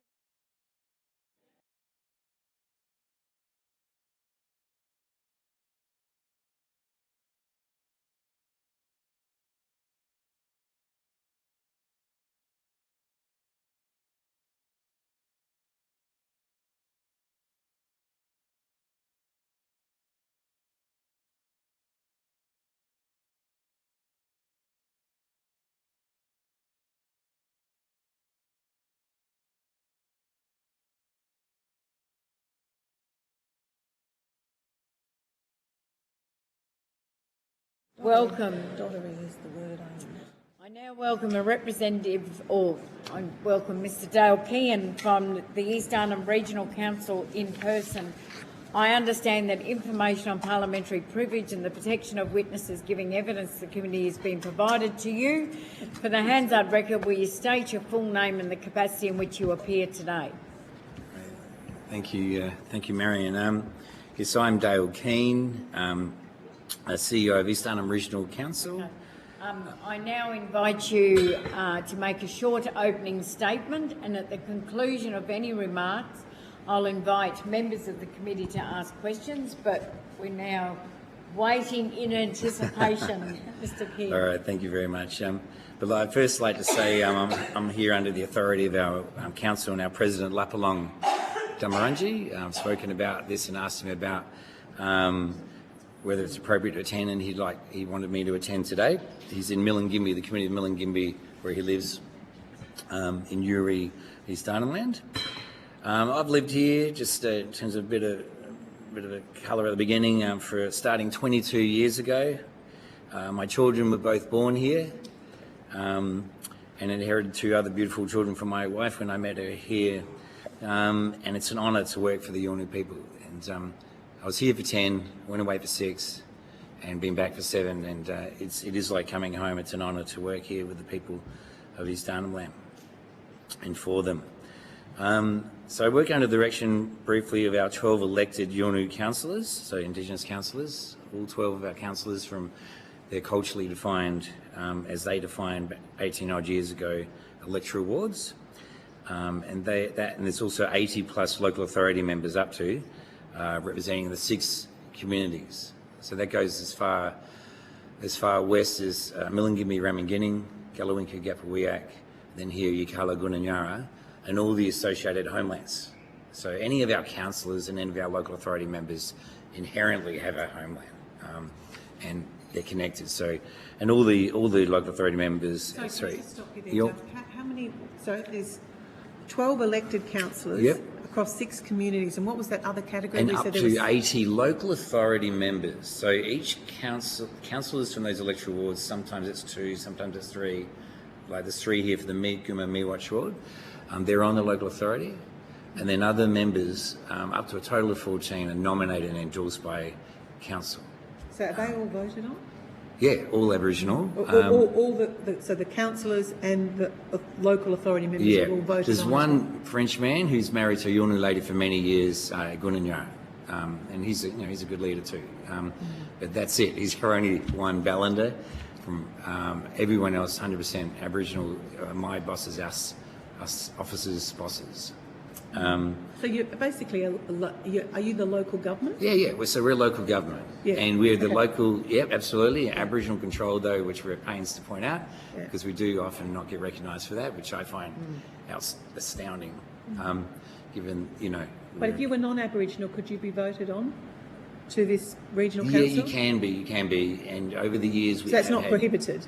It's not limited at all. Yeah, and it's just Ballander, non-Aboriginal people who are like teachers and other people working, police or whatever, working in community can vote, or homelands, and they do. So, but it's overwhelmingly 95% plus Yolngu people and their communities and their homelands. And us Ballander, like me, even though I could be here till I die, I know it's not my country, and I'm here to work for the Yolngu people, and all of us non-Ballander staff do. It's over 3/4 of our staff are Yolngu as well, in all the communities across the region.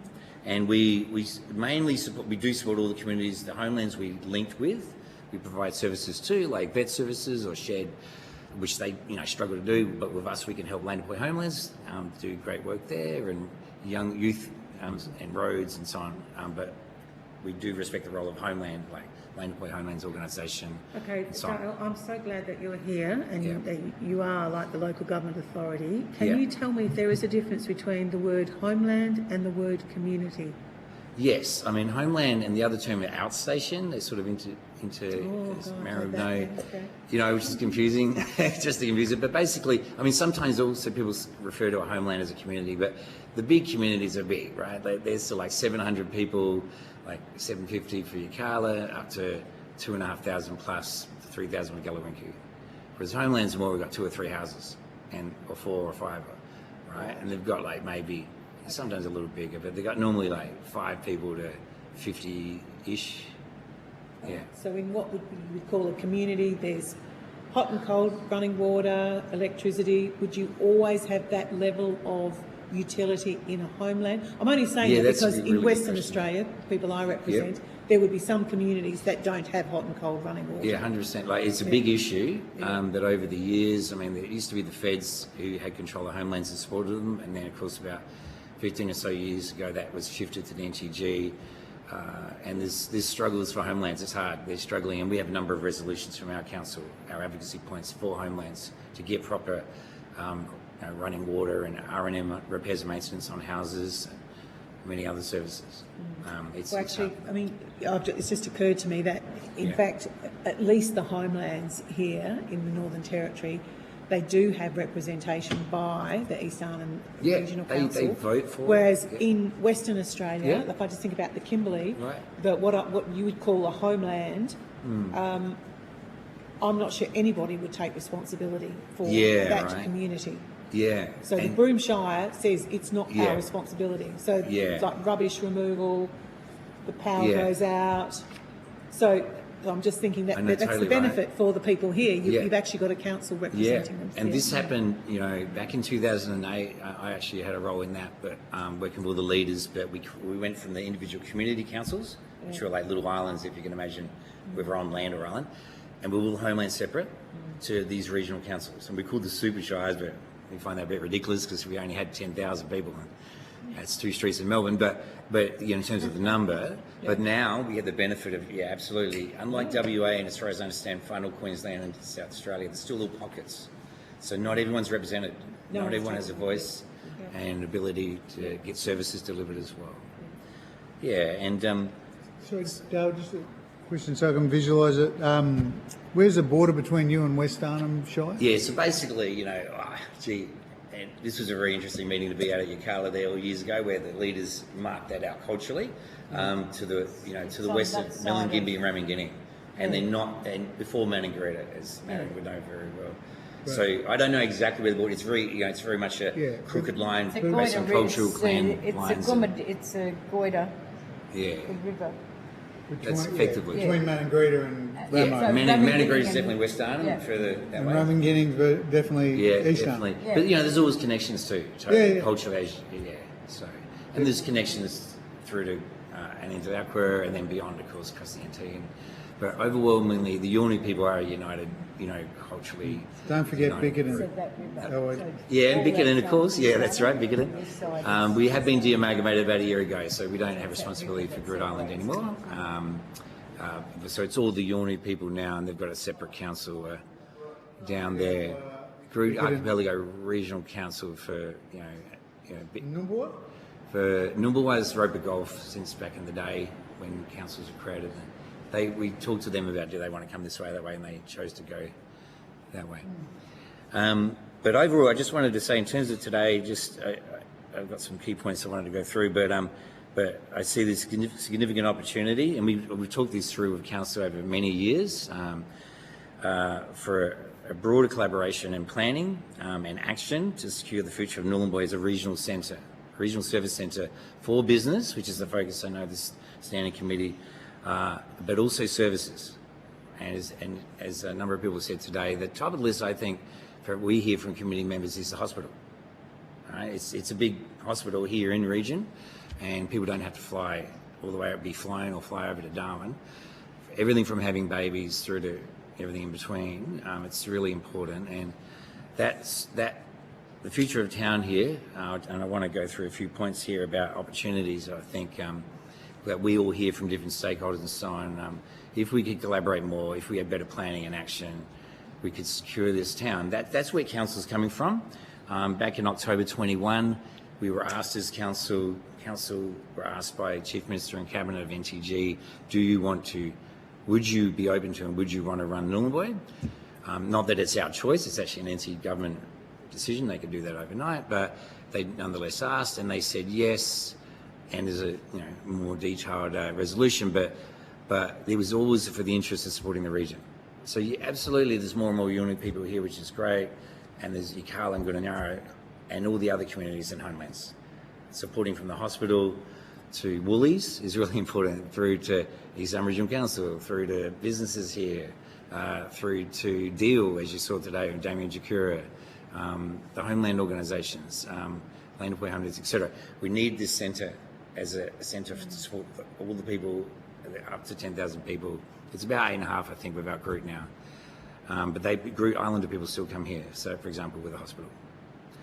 So that's where council are coming from. And as you've also heard, like Damien made the good point, we and CELS, Me Watch Health, and so many parties outside of the core group of 5 have never been involved in any meetings on anything to do with the future of Gove, other than sitting in this room, for example. I've sat in this room a couple of times over the last few years, with full of people and whatever, and you can hundreds of thousands of dollars spent on consultants to talk about what, and every issue you raise and every point you raise goes nowhere.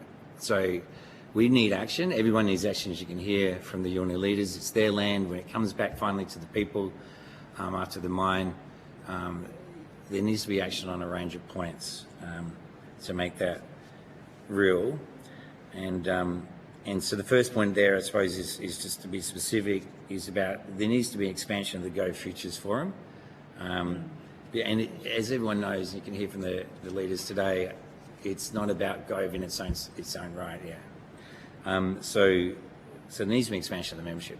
The other side of that I'm very wary of, I think we need to work on, is it could end up being a talkfest forever. Right? So we've had those things where there used to be a regional economic, REGC, Regional Economic Growth Committee, that Damien referred to. Now that was canned, that was stopped with the last government. They're not anywhere in the regions across NT at all now. But that went nowhere too.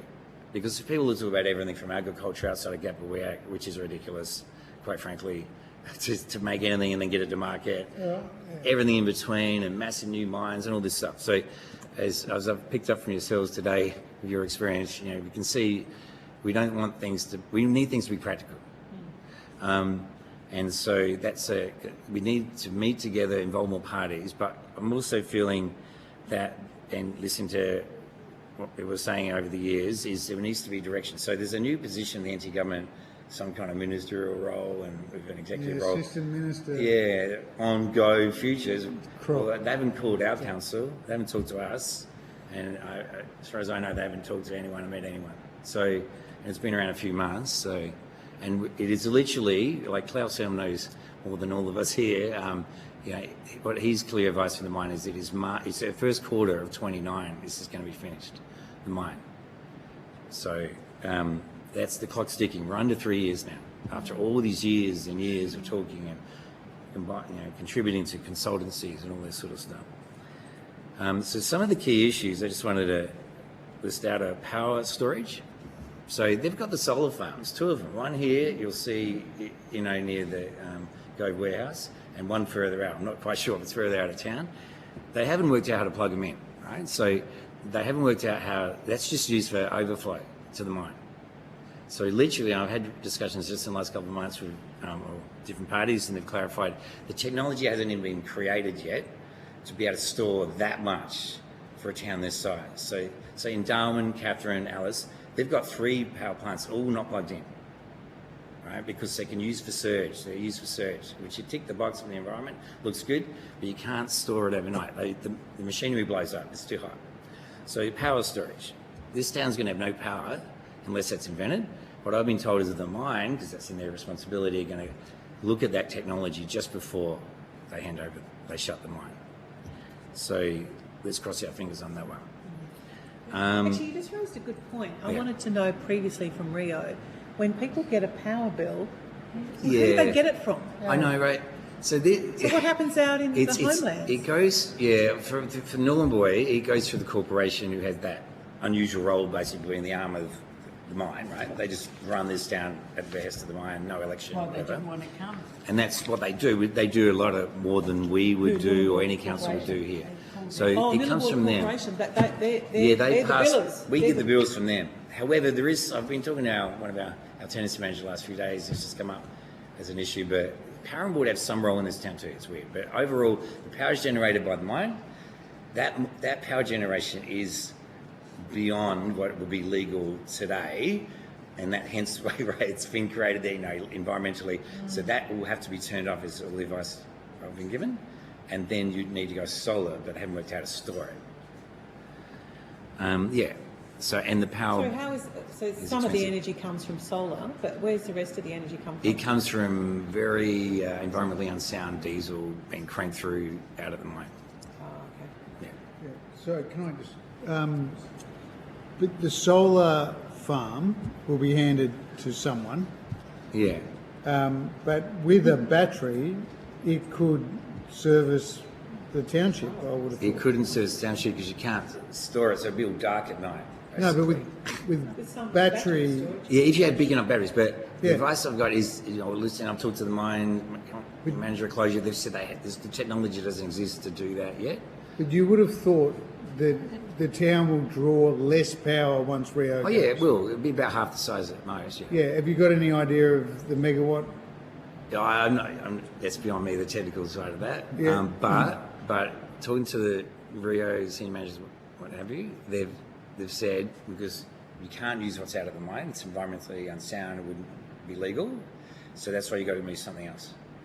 And their plan is to use the 2 solar farms that have been built, because there must have been some money around, they built those, tick the box, but then we've got to work out in time, by the next 3 years, how to store that power.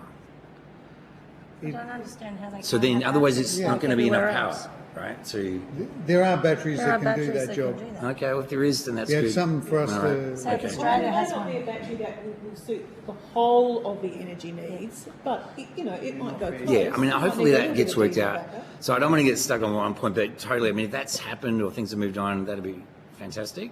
It's just we have not got clarity on that point. When we have group stakeholder meetings here, and you've got everyone from businesses to sporting clubs to, Aboriginal, all the different Aboriginal corporations and so on, that answer has never been, they've never answered that. Yeah, the power and water should, you would think, have a plan Yeah.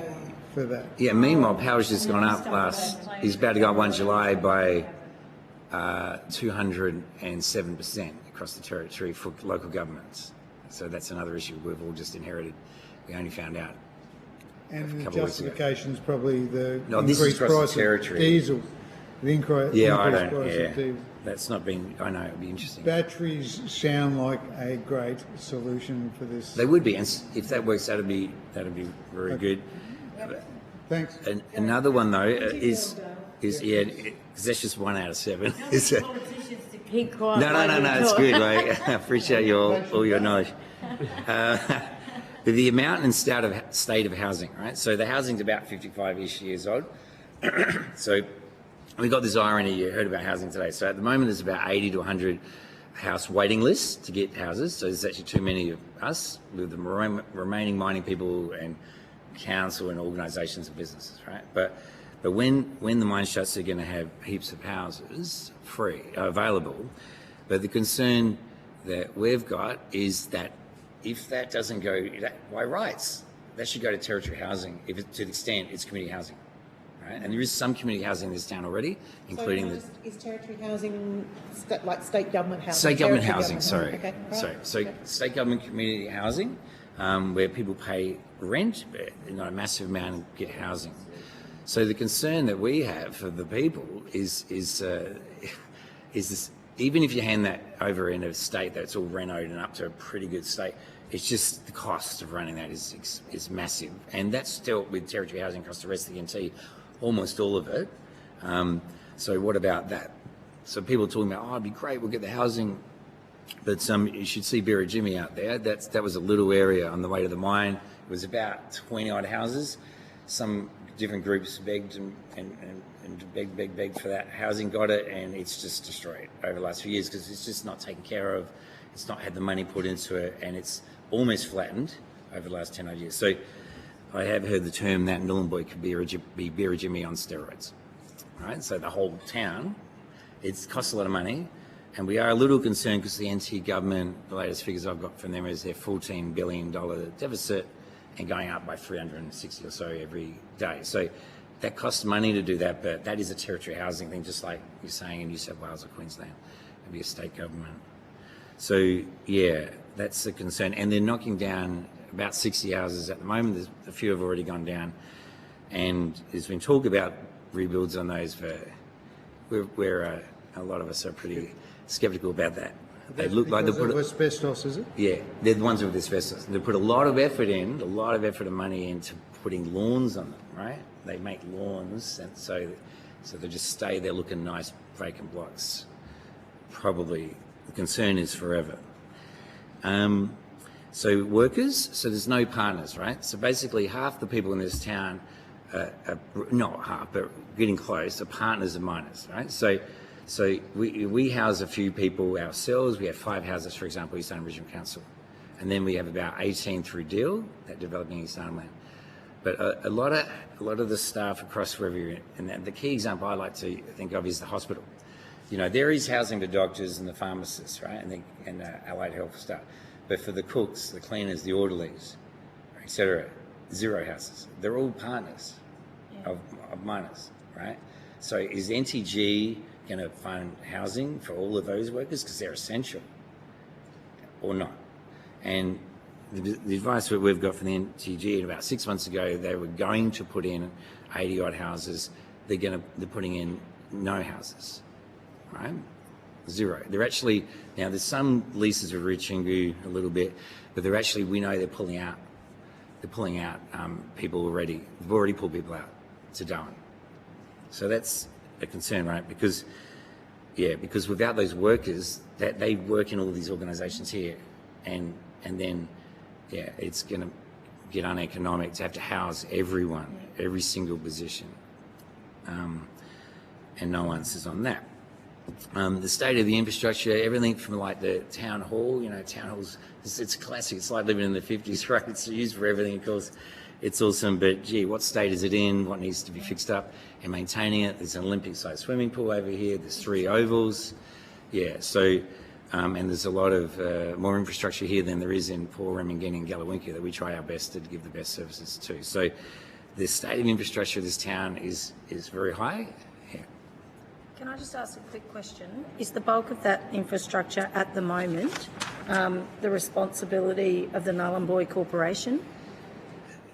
Yes, yeah, all the common stuff I'm talking about, yeah, the pound pool, absolutely, through the town hall, and they do a great job of all these things, taking care of them, but yeah, so those would logically go to whichever council, Yes. whether it's standalone here or a part of. And I guess the concern is that it's not being handed over in excellent condition to Yeah. then be maintained. It's been run down and Yeah. then given. And the ongoing, even if it was all brought out to spec, Yeah. it's, oh my God, the ongoing costs, right? And Yeah. that pool, I've talked to people who run it and whatever, and they've told me, oh my God, no way. Yeah. I won't quote anyone else, but I won't quote anyone in particular, but no way. It costs a lot. And then even when I met with Darwin's CEO and Alice Springs recently in our local government meeting in Darwin, it's expensive for them to run the pools there. And they've got a higher rate base than we do, or whoever's running town in the future.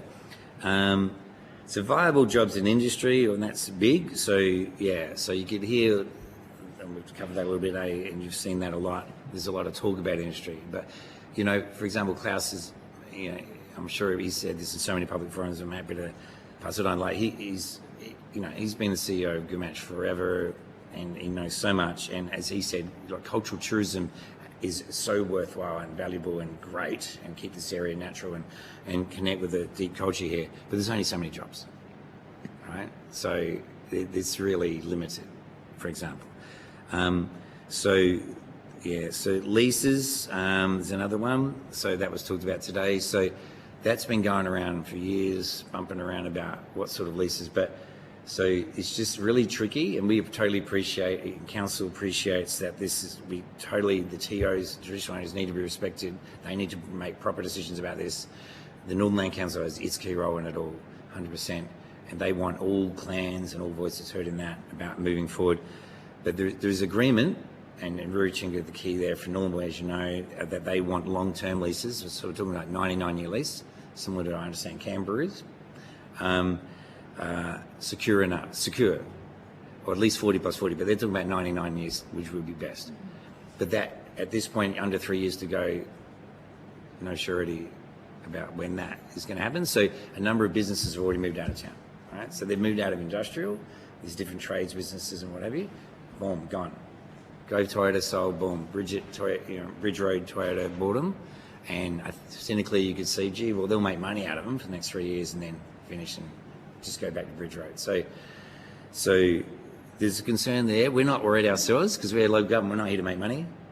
You know, we don't think anyone's going to, the TO's going to try and move on the 5 houses we have in our regional office here. But we do worry about others. Okay? You don't know who's going to service your car, though. Yeah, well, that's right. Yeah, we don't know that at all. Yeah, absolutely. And they go to Toyota, we use here to service all our council vehicles in and out and sign them. Yep. And then the last point here is about town governance. There's no clarity on that. That's been deferred last 2 or 3 years. That was supposed to be looked at by the Go Futures reference group, but it kept getting deferred because of time taking the same to look at leases, which is still not resolved. So what's going to happen? We never get invited to any meetings.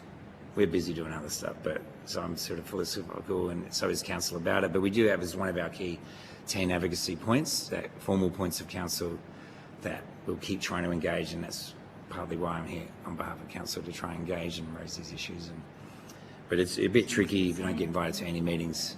Even if we don't run this town at all, and we see it as very problematic, and oh my God, you can hear it, but we could maybe contribute because we do run local government across the region, and we also do more than down south. We do everything from children's services, right? We run childcare centres and creches, right? Through youth sport and rec, through community patrol, all the way through to Asian disability. We do all of that, and we've done it forever. And we inherited those from the precursor community councils and just expanded them. So we do all of that, plus your roads and municipal services and waste and all of that as well, and recycling and so on. So through you, Chair, do you have a feeling that as it gets closer, there will be a move to pass responsibility for running this town onto your council? Yeah, we have a bit of a fear of that, yeah. And there will be blame for everything. So if that happened, day one, they'll be like, what's happening with the pool? It's not being maintained. Or if we had to shut it, people would freak out, right? So I love going there. Everyone loves going there. But we will be blamed, even though we just started day one. From day one, we'd be blamed for everything, and which is pretty crazy, given those things are all established by a multi-billion-dollar mine that's been running for almost 60 years. So, but yeah, but it'd be neat, wouldn't it? It'd be convenient, because then you could just blame the council. West Arnhem. Yeah, right. Yeah. Similar scenario there. So that's. Just to follow up, if you were to name one person that seems to ostensibly be in charge of this process of transition, is there an NT government minister, for example, that is running the Gove Peninsula Future Reference Group? Well, yeah, it used to be run for years through Department Chief Minister and Cabinet, I believe, in terms of the NTG side. Yeah. But is there a chair of this reference group? Yeah, effectively, I believe, what I've seen and heard from everyone is it's effectively brought together by Department Chief Minister and Cabinet with Rio. And then when we have sessions in here or wherever, down at the Surf Club, wherever, Rio and Chief Minister and Cabinet do the sort of hosting of it, and then the Routing and Gumatch will come in and do little bits of presentations and so on, and the Northern Land Council a little bit. So, but driven mostly from Chief Minister and Cabinet in terms of government, and the person who was Executive Director there for many years is now not working in this region anymore. So, but in Alice Springs. Yeah, that's right. Jim Roberts. Yeah. So, so that is how it was run, and then you just have, other than the planning sessions and all that, you just have every 6 months. They've had public forums for years, but they did put them off for about a year because the word I got is it's just getting too embarrassing with the lack of progress. There was one in December of last year down at the Surf Club, and we're hoping, that it will get activated properly and broadened to include others, all the other groups and so on. Is your president on the board of Legant? Not on the board. No, he's not an elected member on the board, but in terms of meetings and all... well, I'm just wondering if he or she, I'm not sure who it is. Sorry, Lapalong, whether he's going to Canberra in the coming weeks for the big alga. Yeah, we're actually not going this year. We're saving our money. We'd like to line up to come down and do any meetings at different times. But I know what you're saying. Where it's less, you're less busy with 537 councils, It's fun and everything, but we whatever, but we sort of focus on results a bit. Yeah. And so, we didn't go last year and council decided not to go this year too, but we could come down at a different time when it's less busy. Yep. Yeah. Thank you. Yeah, that is a good point. So, in terms of there needs to be funding of those issues. The Australian government, the NT government, we need funding for local-based jobs as well, and housing and essential infrastructure. I believe people are talking about business and industry and so on. But to the extent that doesn't happen, this place is a service centre from the hospital to everything else. What can be done there? What jobs that are in Darwin can be based out here, like you have in other regions of Australia, right, where they'll put an ATO office out in Mildura or whatever, so decentralise or something. It's been talked about, generally once or twice, but never happened. So, and then also the local jobs. The last sort of point I just thought I'd make is about secure ongoing commitment of private sector and business. But I want to name specifically, and out of gratitude, genuine gratitude in this community, and this is one topic, but it's very important, is Woolworths. So they've been here for decades, and they've announced that they plan to finish by middle of next year. So I think Routingu did a great job at the time. This was about 3 odd months ago when that was announced, putting out a public press statement saying, pointing out that Woolworths, to fulfil their reconciliation action plan and the commitment to closing the gap, could do a great job. by continuing, not just at the end of the mine, but ongoing. And so to add to that, I think, the contribution they could make, Woolworths, to this region, the Indigenous people, so traditional, so connected to land. This is not, more than anywhere, or one of the most connected areas in Australia, by continuing ongoing through subsidising the cost it would be to run that store, would be amazing. And it would really help in terms of everyone from the homelands who drive in, fly in or drive in most of the time, and the communities who use Woolies and their yellow specials. They have still, right? We're very lucky here. But if we didn't have them, I can guarantee you so many people will leave. We've already lost the GP clinic, we've lost the vet service, we just had fly in, fly out that council helped arrange with Deal. No GP, but no Woolies? Seriously, right? And if we had some high, expensive other store, it'd just be one of the final straws. Sorry, so anyone requiring medical care, blunder, to the hospital? Yep, you have to go into A&E, You have to go to A&E. Sit there with your kids or whatever. Can go to Me Watch. And then, which is good, but you still, when it's more serious and so on, need to go to the hospital. Yeah. But it is good, we've got Me Watch clinic here in town, and Yukala and Goodanyara, but for Ballanda, nothing. And that's only been the last couple of months. But these are the sort of things we've been talking about raising in these planning sessions. It's only getting worse. It's not getting better, it's getting worse. And there's a certain point where you worry, you can draw the line and people just start to leave. And then the other thing, the increase to FIFO, I think it's been underestimated or unportrayed, in the way it's been portrayed to you. The amount of FIFO in this town is very large. And none of us are stupid. You can see, the people, they're gone. They can't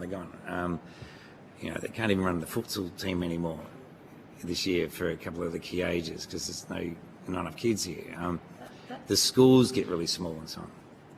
That's interesting because this morning Rio told us that they had 371 workers and only 40 of them are FIFO. Yeah, well, I think it needs to be looked at about how that's worked out, those figures. There's also quite a few empty houses around town. You can just see them. Just drive my wife to work from my house to the hospital, you can count like 12. So on one road. So what's your best guess of how many people live here in town and the homelands, which a Woolworths or a doctor's surgery would service? Yeah. Well, in terms of here in town and then the homelands, so the town here, we've got about 3,500. So and then Yukala and Goodanyara, so that's another 1,000, so that's 4,500. And add at least another 1,000 for homelands, so 5,500 people. Say, off the top of my head. So the northeast arnhem that Neil told us that they represent 12,000 people. Where are they all living? So they're not necessarily people who would use this town. Yeah, but that includes Galawingu, Gabaway, Ramagani, Millington. So Alpa runs stores out there, so that's what they do. Okay. Look, the figures it's always tricky to work out exact figures, but they're close. But no, as Marion said, yes, that's all the bigger communities, which are really out west. Galawingu is huge, and bigger than Yukala, and Goodanyara is very small. It's only got 350. Yeah. 1,000 people. So they're actually big Aboriginal communities. They're not small communities. Yeah. And but the price of groceries and everything through the Alpa stores is very high. And, I wouldn't have been here, I was away for 6, but I wouldn't be here for all the other years if I had to pay those high prices when you've got to run a family and everything like everyone. So, and people would check out. So, but the GP is probably, most important, not being able to have GP services. And there's only a visiting vet service because the vet had to close because because of the FIFO numbers, right? The number of people went down, the number of animals went down, and she felt very sad about it and so on. But a year plus ago, had to leave town. So we sort of led that with our lead vet and working with Deal, and they did a great job but lining up basically what our lead vet worked out, which is Catherine Vet Service to Visit. But if they only come every few weeks, so if your animal's sick and so on, they could die. And people literally, I know, have driven their cat or dog to Darwin and it takes 13 hours. I just did it on the weekend with my wife, and it's bloody hardcore. And if you've got a sick animal, then these animals are part of your family, of course, and so these things are important. This is what we keep talking about, and on top of everything else. Yeah. So we want these resolved so we can all contribute to this town and keep going for decades and decades, ongoing. Yeah.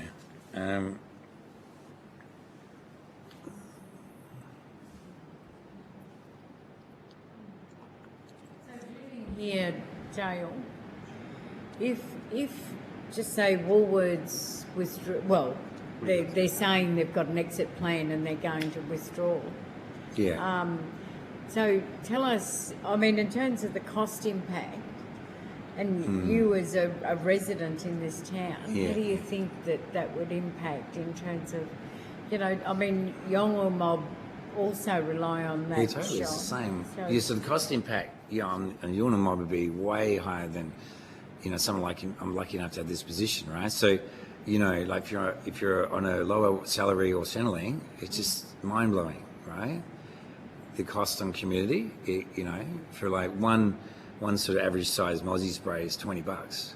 A nice coffee is $8.50, for example. I haven't checked for ages, but whatever. But that was about 2 years ago. So, these things are a lot, and it was also lack of meat. There's a lack of fresh bread and milk. I just had our councillor from this region tell me, from out at Nhulunbuy Way, tell me that yesterday. So there's issues about enough supply, period, there. Whereas Woolies do, sometimes we have no meat and veggies, but almost all the time it's there and they do a great job. And they do give you these national discounts, right? The 20%, the 30%, the 40%, 50%. You wouldn't have to do it. There used to be another supermarket years ago in IGA, about 17 years ago, but there's no competitor here and they still do the right thing. And, well done to them. And I think we really want to support them continuing doing the right thing they've done for decades. Is ELPA, is there any conversations with ELPA? Yeah, no one really, it's all secret squirrel stuff, so we don't quite know, but that's sort of the thoughts are that may well be the case, that ELPA would come in, given that they run all the other stores. But there is some concern from community members about the cost and the supplies of all those examples I was giving for, the struggle out there. So one of the, I'll just quickly then, because I'm just looking at the time.